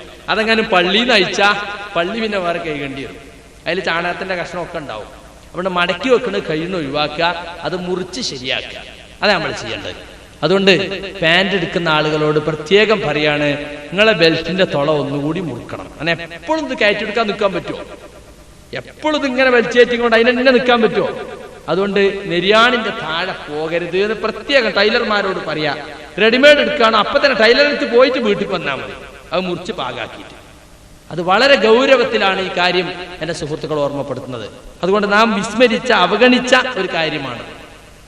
അതുപോലെ തന്നെ ആൺകുട്ടികൾക്ക് സ്വർണം ധരിക്കുന്നത് ഗൾഫുകാരാണത് തുടങ്ങിയച്ച്, പിന്നെ പൈസക്കാരോരോരുത്തരായിട്ട് ഇങ്ങനെ അല്ലേ. സ്വർണം പെൺകുട്ടികൾക്ക് ഇസ്ലാം അതെന്നെ തർക്കമുള്ള വിഷയം, മനസ്സിലായില്ലേ? പെണ്ണുങ്ങൾക്ക് തന്നെ മുഹല്ലക്കായ വളയ രൂപത്തിലുള്ള സ്വർണം പാടുണ്ടോ ഇല്ലെന്ന് ഷെയ്ഖ് നാസിർ അൽബാനിയെ പോലുള്ളവരൊക്കെ ചർച്ച ചെയ്തുകൊണ്ടിരിക്കുന്ന കാലത്ത് ആൺകുട്ടികൾക്ക് സ്വർണം റസൂല് വളരെ നിരോധിച്ച കാര്യമാണ്. അലി റളിയല്ലാഹു അൻഹു റിപ്പോർട്ട് ചെയ്യുന്ന ഹദീസിൽ കാണാം, റഅയ്തു റസൂലല്ലാഹി സ്വല്ലല്ലാഹു അലൈഹി വസല്ലം അഖദ ഹരീറൻ ഫജഅലഹു ഫീ യമീനിഹി വദഹബൻ ഫജഅലഹു ഫീ ശിമാലിഹി ثم قال ഇന്ന ഹാദൈനി ഹറാമുൻ അലാ ദുകൂരി ഉമ്മത്തി. അബൂദാവൂദ് റിപ്പോർട്ട് ചെയ്ത ഹദീസാണ്. റസൂലുള്ളാഹി സ്വല്ലല്ലാഹു അലൈഹി വസല്ലം വലത് കൈയിൽ സ്വർണവും വലത് കൈയിൽ പട്ടും ഇടത് കൈയിൽ സ്വർണവും പിടിച്ചു. എന്നിട്ട് പറഞ്ഞു, ഇത് രണ്ടും എന്റെ സമുദായത്തിലെ പുരുഷ പ്രജകൾക്ക് നിഷിദ്ധമാണ്, ആണുങ്ങൾക്കത് നിഷിദ്ധാണ്. കുട്ടികളെ ഇന്ന് ഒഴിവാക്കിയിട്ട് റസൂൽ പറഞ്ഞതായിട്ട് ഹദീസിൽ ഒന്നും വന്നില്ല. പുരുഷ വർഗത്തിൽപ്പെട്ട എല്ലാവർക്കും എന്നാ പറഞ്ഞിട്ടുള്ളത്. കുട്ടികൾക്ക് അനുവദിക്കാന്നുണ്ടെങ്കിൽ ഹദീസ് കൊണ്ടുവരണം ഞാൻ കണ്ടിട്ടില്ല. ഞാൻ പലരോടും അന്വേഷിച്ചിട്ടുണ്ട്, എനിക്ക് കിട്ടിയിട്ടില്ല. കുട്ടികൾക്ക് റസൂൽ അതിന് ഒരു എക്സ്ക്യൂസ് കൊടുത്തിട്ടുണ്ട്, ഇല്ല എന്നുള്ളതാണ് ശരി. അതുകൊണ്ട് പുരുഷൻ ആൺകുട്ടികൾക്ക് സ്വർണം ധരിക്കുന്ന സ്വഭാവം റസൂലുള്ളാഹി സ്വല്ലല്ലാഹു അലൈഹി വസല്ലമയുടെ സുന്നത്തിനെതിരാണ്. അത് നമ്മൾ ഒഴിവാക്കണം. അതുകൊണ്ട് പുരുഷന്മാരായ നമ്മൾ സ്വർണം ധരിക്കാൻ പാടില്ല. അമ്മായിമ്മ മോതിരിട്ട് കൊടുക്കുമ്പോ ഹറാമാന്ന് പറഞ്ഞാൽ 1.5 പവൻ കിട്ടുമോ? അപ്പൊ അവിടെ പോരട്ടെ, കണ്ട. അപ്പൊ ഹറാമ് വരാൻ നിൽക്കൂല. നേരെ വെച്ചാൽ അമ്മായിമാരോട് പറഞ്ഞു കൊടുക്കണം, എനിക്ക് സ്വർണം ധരിക്കാൻ പാടില്ല. നിങ്ങൾ കുറച്ച് ഖുർആൻ ക്ലാസ് ഒക്കെ കേട്ട് മുജാഹിദ് കുടുംബാന്നൊക്കെ ഞാൻ ഇവിടുന്ന് കല്യാണം കഴിച്ചപ്പോൾ വിചാരിച്ചു, നിങ്ങൾ മനസ്സിലാക്കിയില്ല ആണുങ്ങൾക്ക് സ്വർണം പാടില്ലാന്ന്, നിങ്ങൾ തന്നെ വെച്ചോളി പറഞ്ഞാൽ ആ അമ്മായിമാർക്ക് ആ വിഷയം പഠിഞ്ഞു. പിന്നെ ആർക്കും സ്വർണ്ണം ഇട്ട് കൊടുക്കാൻ പോകില്ല. പിന്നെ അത് ഞാൻ ഇട്ടോന്നല്ല മോളി, നമ്മളെ ഭാര്യ വീട്ടുകാർ ഇട്ടതാണ്. കുട്ടിക്ക് ഐക്യല്ലിട്ട് ഞങ്ങൾ അനുവദിക്കുമോ? ഭാര്യ വീട്ടുകാർ അതനുവദിക്കണോലും ഉണ്ടാവും. ചിലപ്പോൾ സ്ത്രീധനം വാങ്ങിയോലേ ഓലെ പൈസയിട്ട് ജീവിക്കുന്ന ആളുണ്ടാവും. ഓല് പറഞ്ഞനുസരിച്ചൊക്കെ നിൽക്കണേ അല്ലേ? കെട്ടുമ്പോ എന്താ പറയാ, ഞാൻ കെട്ടിക്കൊണ്ടൊന്ന് നന്നാക്കുക എന്നാണ്. പിന്നെ ഓനാണ് നന്നാകല. ഓന് കുറച്ച് ഖുറാഫാത്തിനോടൊക്കെ ഒരു വിഷമം കുറഞ്ഞ് ഇടയ്ക്കൊക്കെ തലയിൽ മുണ്ടിട്ടുകാണ്ട് മൗലൂദിനൊക്കെ പോണേ, അങ്ങനെ നന്നാകണോലുണ്ട് ചില ആളുകൾ. ഓലാണ് നന്നാവും, ഓളും കിട്ടി നന്നാലുമില്ല. 20 കൊല്ലം കഴിഞ്ഞിട്ട് പോലും ഭാര്യനെ പള്ളി കൊണ്ടുവരാൻ കഴിയാത്ത ആളുകളുണ്ട്. ക്രമേണ കൊണ്ടുവരാൻ എന്നിട്ട് ക്രമേണ 20 കൊല്ലം കഴിഞ്ഞിട്ടും ശരിയായിട്ടില്ല. അപ്പൊ അതുപോലത്തെ ചില ക്രമേണക്കാരുണ്ടാവും. അവരെ സംബന്ധിച്ചിടത്തോളം ഇത് വലിയ വിഷയം തന്നെയാണ്. അപ്പൊ ഭാര്യ വീട്ടുകാർക്ക് ഒപ്പിച്ച് നമ്മൾ ഇസ്ലാമിനെ വളച്ചൊടിക്കാൻ പാടില്ല. നമ്മളെ കുട്ടിക്ക് എന്തൊക്കെ വേണം നമ്മൾ തീരുമാനിക്കണം. എൻ്റെ കുട്ടിക്ക് ഇന്നതൊക്കെ വേണമെന്ന്. കുട്ടി ജനിക്കുമ്പോ കുട്ടിയാകുക എന്ന് പറഞ്ഞാൽ അതുകൊണ്ട് മാത്രം വാപ്യാവൂല. മനസ്സിലായില്ലേ? യഥാർത്ഥ ഇസ്ലാമിന്റെ അർത്ഥത്തിലുള്ള വാപ്യാകൽ എപ്പോഴാറിയോ? കുട്ടിയെ ഇസ്ലാമിക രൂപത്തിൽ വളർത്താൻ വേണ്ടി പഠിക്കുമ്പോ. അത് മാത്രമാണ്. കുട്ടിയുമായി ബന്ധപ്പെട്ട ഒരുപാട് കാര്യങ്ങൾ പറയണം, എനിക്കിപ്പോ സമയമില്ലാത്തത് ഞാൻ കിടക്കുന്നില്ല. ഏതായിരുന്നാലും ആൺകുട്ടികൾക്ക് സ്വർണം ധരിക്കുന്നത് ഇസ്ലാം നിഷിദ്ധമാക്കിയ കാര്യമാണ്. ചേകനൂര് മാത്രമാണ് അനുവാദം ഉണ്ട് എന്ന് പറഞ്ഞത്. അയാൾക്ക് അതീതും ഉണ്ടല്ലോ. ആയത്ത ഓതിയെ അള്ളാഹു തന്റെ അടിമകൾക്കായി ഭൂമിയിൽ നിന്ന് പുറത്തു കൊണ്ടുവന്നിട്ടുള്ള അലങ്കാരങ്ങളെ ഹറാമാക്കുന്നവൻ ആരുണ്ട് എന്ന് പറഞ്ഞ ആയത്താണ് മൂപ്പര് തെളിവായത്. അത് അലങ്കാരമാണ്, ആണിനും പെണ്ണിനൊക്കെ അനുവദനീയാന്നും പറഞ്ഞിട്ട്. അത് ശരിയല്ല. റസൂലിന്റെ ഹദീസിൽ വിശ്വസിക്കുന്നവർക്ക് സ്വർണവും പട്ടും പുരുഷന് ഹറാമാണ് എന്നത് വളരെ വ്യക്തമാണ്. അതുപോലെ വസ്ത്രം ധരിക്കുമ്പോൾ ആണാകട്ടെ പെണ്ണാകട്ടെ ഇറുകിയ വസ്ത്രം ധരിക്കുന്നത് വളരെ നിഷിദ്ധമായ കാര്യമാണ്. ചില ആളുകൾ പെണ്ണുങ്ങൾ ഇറുകിയ വസ്ത്രം ധരിച്ച ഇതാണ് ആ പെണ്ണിന്റെ ആഭാസം എന്ന് പറയും.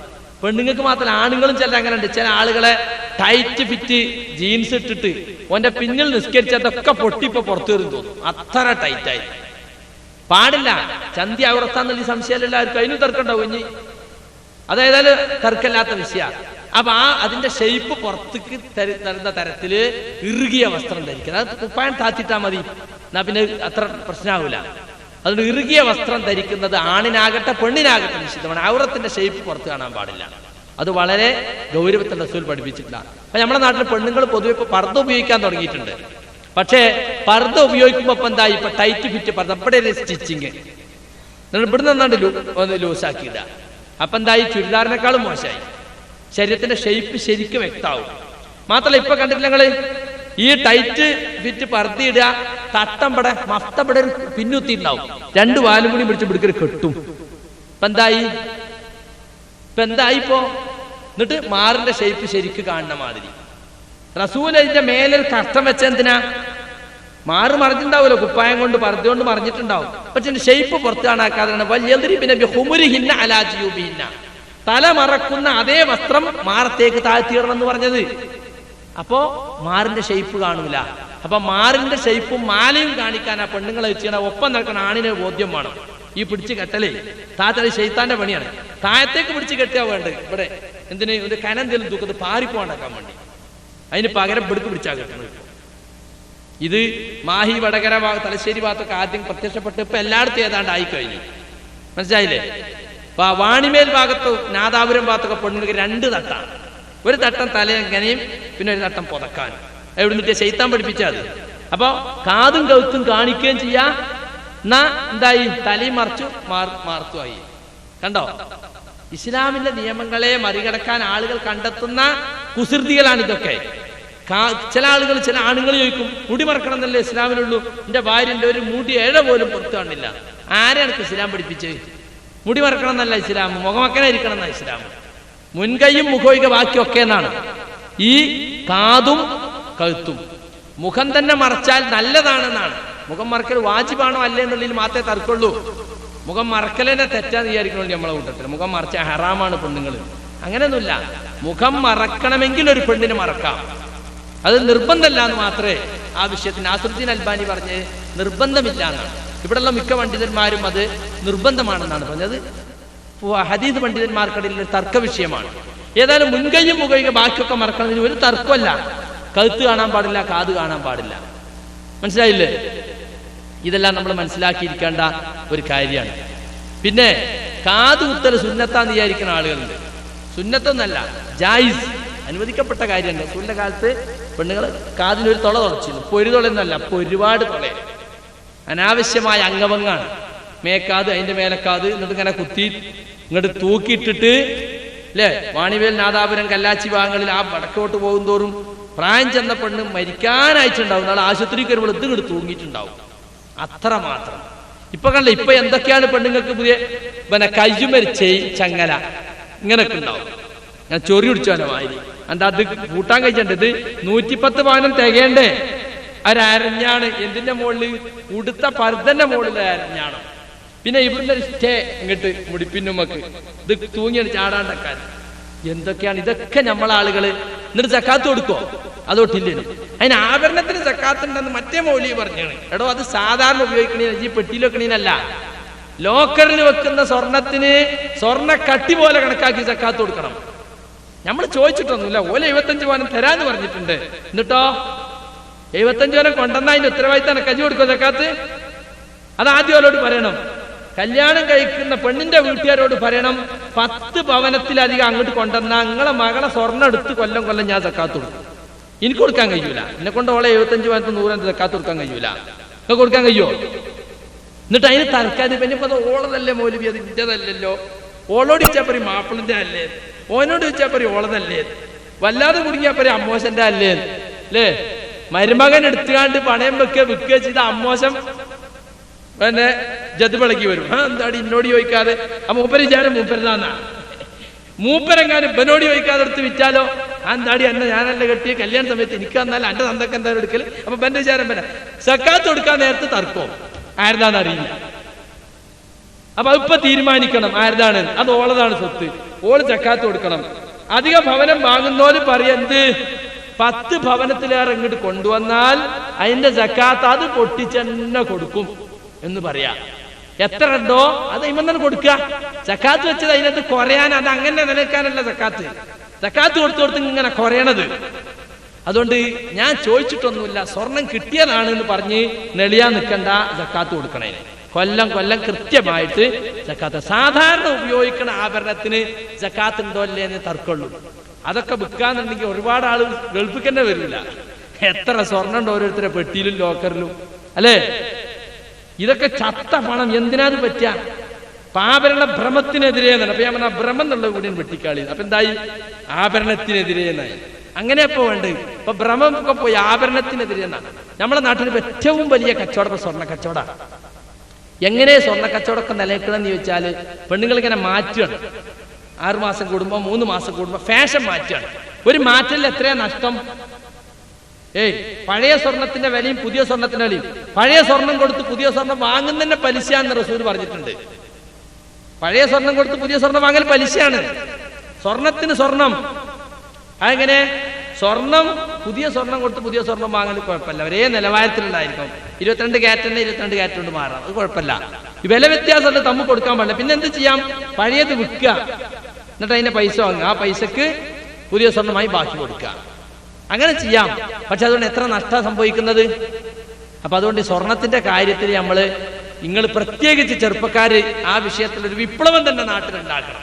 10 പവനിലധികം വേണ്ട എന്ന് വെക്കണം. 10 പവനിലധികം 10 പവൻ കഴിഞ്ഞാൽ സക്കാത്ത് കൊടുക്കൽ നിർബന്ധമാണ്. ആ സക്കാത്ത് കൊടുത്തേ പറ്റൂ. ആ നിർബന്ധ ബുദ്ധി നമ്മുടെ ആളുകൾക്ക് ഉണ്ടാകണം. അത് ഈ പണ്ടം കാണിക്കേണ്ട സ്വഭാവം കൊണ്ടാണ് പെണ്ണുങ്ങൾ പലരും മഫ്ത ധരിക്കാത്തത്. ആഭരണം കാണിക്കണമെന്ന ആഗ്രഹം കാരണം. മനസ്സിലായില്ലേ?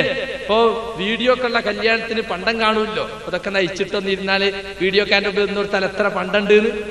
ആ ഒരു ചിന്താഗതി നമ്മുടെ സ്ത്രീകളിലേക്ക് പടർന്നുകൊണ്ടിരിക്കുകയാണ്. പുരുഷന്മാർ ആ കാര്യം പ്രത്യേകം നിയന്ത്രിക്കണം.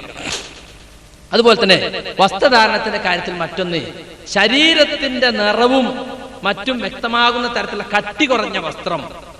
അത് സ്ത്രീകളുടെ വസ്ത്രധാരണത്തിൽ പ്രത്യേകം ശ്രദ്ധിക്കേണ്ടതാണ്. ഔറത്തിന്റെ ഭാഗത്ത് പുരുഷന്മാരും ശ്രദ്ധിക്കേണ്ടതാണത്. കട്ടി കുറഞ്ഞ വസ്ത്രം പാടില്ല.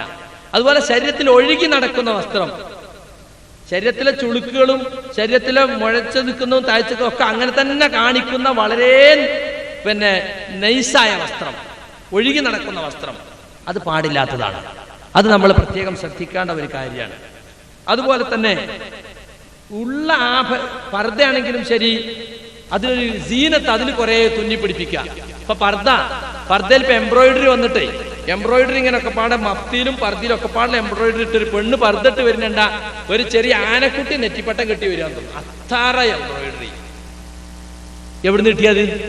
പർദ്ദ ധരിക്കാൻ പറഞ്ഞ എന്തിനാ? സീനത്ത് മറച്ചു വെക്കാനാണ്, പെണ്ണിന്റെ അഴക് മറച്ചു വെക്കാനാണ് പർദ്ദ. പർദ്ദന്റെ അഴകുള്ളതാണെങ്കിലോ അല്ലെ, പർദ്ദയിൽ ഒരുപാട് അലങ്കാരങ്ങൾ. ഇപ്പൊ പർദ്ദയിൽ കണ്ണാടി, ഒരു ചെറിയ സ്ക്വയർ ആയിട്ടൊരു കണ്ണാടി, അങ്ങനെ 100 കണ്ണാടി, ഒരു കണ്ണാടി ഇങ്ങനെ വെച്ച് പിടിപ്പിക്കാൻ 5 റുപ്യ. 100 കണ്ണാടിക്ക് എത്ര റുപ്യായി? ഒരു പർദ്ദ തയ്ച്ചു വരുമ്പോഴേക്ക് 1000 റുപ്യ തയ്ക്കാൻ മാത്രം കൊടുക്കുന്ന സ്ഥലങ്ങളുണ്ട്, തലശ്ശേരി ഭാഗങ്ങളിലൊക്കെ ഉണ്ട്. 750 റുപ്യ 850 റുപ്യ പർദ്ദ തയ്ക്കാൻ മാത്രം. എന്താ ഇതുപോലത്തെ അലങ്കാരങ്ങൾ വെക്കുകയാണിത്? വലിയ തെറ്റാണത്. പർദ്ദ എന്ന് പറയുന്നത് പെണ്ണിന്റെ സീനത്ത് മറച്ചു വെക്കാനാണ്, അലങ്കാരം മറച്ചു വെക്കാനാണ്, അഴക് മറച്ചു വെക്കാനാണ്. അഴക് കൂട്ടുന്ന തരത്തിലാണ് പർദ്ദ എന്നെങ്കിലോ, പർദ്ദ ഇട്ടിട്ടുണ്ടെങ്കിലും കണ്ടാവുന്ന നോക്കണം എന്ന ചിന്താഗതിയാണ് പലപ്പോഴും പെണ്ണുങ്ങൾ അതിന് പ്രേരിപ്പിക്കുന്നത്. അപ്പൊ നമ്മുടെ സ്ത്രീകളെ നമ്മൾ അച്ചടക്കം പഠിപ്പിക്കേണ്ടതുണ്ട്. എന്താണ് അച്ചടക്കം? തന്റെ മേനി അഴക് പ്രദർശിപ്പിക്കാനുള്ളതല്ല, മറ്റുള്ളവരെ തന്നിലേക്ക് ആകർഷിക്കുന്ന വസ്ത്രധാരണ രീതി ഹറാമാണ്. അത് നമ്മൾ പഠിപ്പിക്കണം. പുരുഷന്മാരെ സംബന്ധിച്ചിടത്തോളം തന്റെ ഭാര്യയെ കുറച്ച് നല്ല മോടിയിൽ വസ്ത്രം ധരിപ്പിച്ച് കൂടെ നടത്തി കൂട്ടുകാർക്കും നാട്ടുകാർക്കും ഒന്ന് കാണിച്ചു കൊടുക്കുന്നത് കുഴപ്പമില്ല എന്നിടത്താണ് നമ്മളെ ചെറുപ്പക്കാരുള്ളത്. അത് ശരിയല്ല. അങ്ങനെ കൂടെയൊക്കെ നമ്മളൊരു ഒന്നായിട്ട് പാർട്ടിയായിട്ട് പോകുമ്പോഴൊക്കെ സുഹൃത്തുക്കളെ ഭാര്യമാരൊക്കെ നല്ല ഉഷാറ് വസ്ത്രമൊക്കെ ധരിച്ച് വരുമ്പോൾ എൻ്റെ ഭാര്യ മാത്രം മോശം പറ്റുന്ന ഏറ്റവും മുന്തിയ വസ്ത്രം ധരിച്ച് ആളുകളെ ശ്രദ്ധിപ്പിക്കുന്ന തരത്തിലുള്ള വസ്ത്രം ഉടുത്തു കൊടുക്കുക എന്നുള്ളത് വലിയ തെറ്റാണ്. തൻ്റെ അഴകും മേനി അഴകും തൻ്റെ ആടയാഭരണങ്ങളും ഒക്കെ പ്രദർശിപ്പിക്കേണ്ടത് തൻ്റെ ഭർത്താവിൻ്റെ മുമ്പിലാണ് എന്ന കാര്യം നമ്മൾ നമ്മുടെ സ്ത്രീകളെ പഠിപ്പിക്കേണ്ടതുണ്ട്. പലപ്പോഴും അത് ആളുകൾ മനസ്സിലാക്കിയിട്ടില്ല. അതുപോലെ സുഗന്ധം ഉപയോഗിക്കുന്നത്, പെണ്ണുങ്ങൾ പുറത്തു പോകുമ്പോൾ സുഗന്ധം ഉപയോഗിക്കുന്നത് വലിയ തെറ്റായിട്ടാണ് ഇസ്ലാം പഠിപ്പിച്ചത്, ഹറാമാണത്. ഗൾഫിൽ ചെന്ന ഭാര്യയ്ക്ക് സന്തോഷത്തിന് ഒരു 3 സ്പ്രേയും അല്ലേ, നല്ല കുറച്ച് നല്ല അത്തറും ഒക്കെ വാങ്ങിക്കൊടുത്ത് പോരും. എന്താ ഞാൻ ഇല്ലാത്തതല്ലേ, അപ്പോൾ വസ്ത്രത്തിലും ഇതിലൊക്കെങ്കിലും ഒന്ന് ഉഷാറായിക്കോട്ടെ. നബി എന്താ പറഞ്ഞാലോ, അയ്യുമംറഅത്തിൻ ഇസ്തഅതറത് വമറത് അലാ ഖൗമിൻ ലിയജിദു റിഹഹാ ഫഹിയ സാനിയത്തുൻ. ഏതെങ്കിലും ഒരു പെണ്ണ് അത്തർ പൂശി സുഗന്ധം ഉപയോഗിച്ച് ഒരു ജനങ്ങൾക്കിടയിലൂടെ ഇറങ്ങി നടന്നു, അവർ അവളുടെ സുഗന്ധം ആസ്വദിക്കാൻ, എങ്കിൽ അവൾ വേശ്യയാണ്, വ്യഭിചാരിണിയാണ് എന്ന് പറഞ്ഞാൽ ഓളെ 100 അടി അടിക്കണം എന്നല്ല പറഞ്ഞതിന്റെ അർത്ഥം. അത് വേശ്യയുടെ സ്വഭാവമാണ്. വേശ്യകൾക്ക് കസ്റ്റമേഴ്സിനെ കിട്ടണമെങ്കിൽ എന്ത് വേണം? എപ്പോഴും ആകർഷിക്കാവുന്ന പുതിയ പുതിയ അത്തറുകൾ അവൾ ഉപയോഗിച്ചുകൊണ്ടിരിക്കും. അത് വേശ്യകളുടെ സ്വഭാവമാണ്. ഒരു മുഅ്മിനത്തായ പെണ്ണ് ഒരിക്കലും അത് ചെയ്യാൻ പാടില്ല എന്നാണ് ആ പറഞ്ഞതിന്റെ അർത്ഥം. അപ്പൊ നമ്മൾ പെണ്ണുങ്ങളെ പഠിപ്പിക്കണത്, പള്ളിക്ക് വേണമെങ്കിലും ശരി, ഖുർആൻ ക്ലാസ് വേണമെങ്കിലും ശരി, അത്തർ പൂശി പോകാൻ പാടില്ല.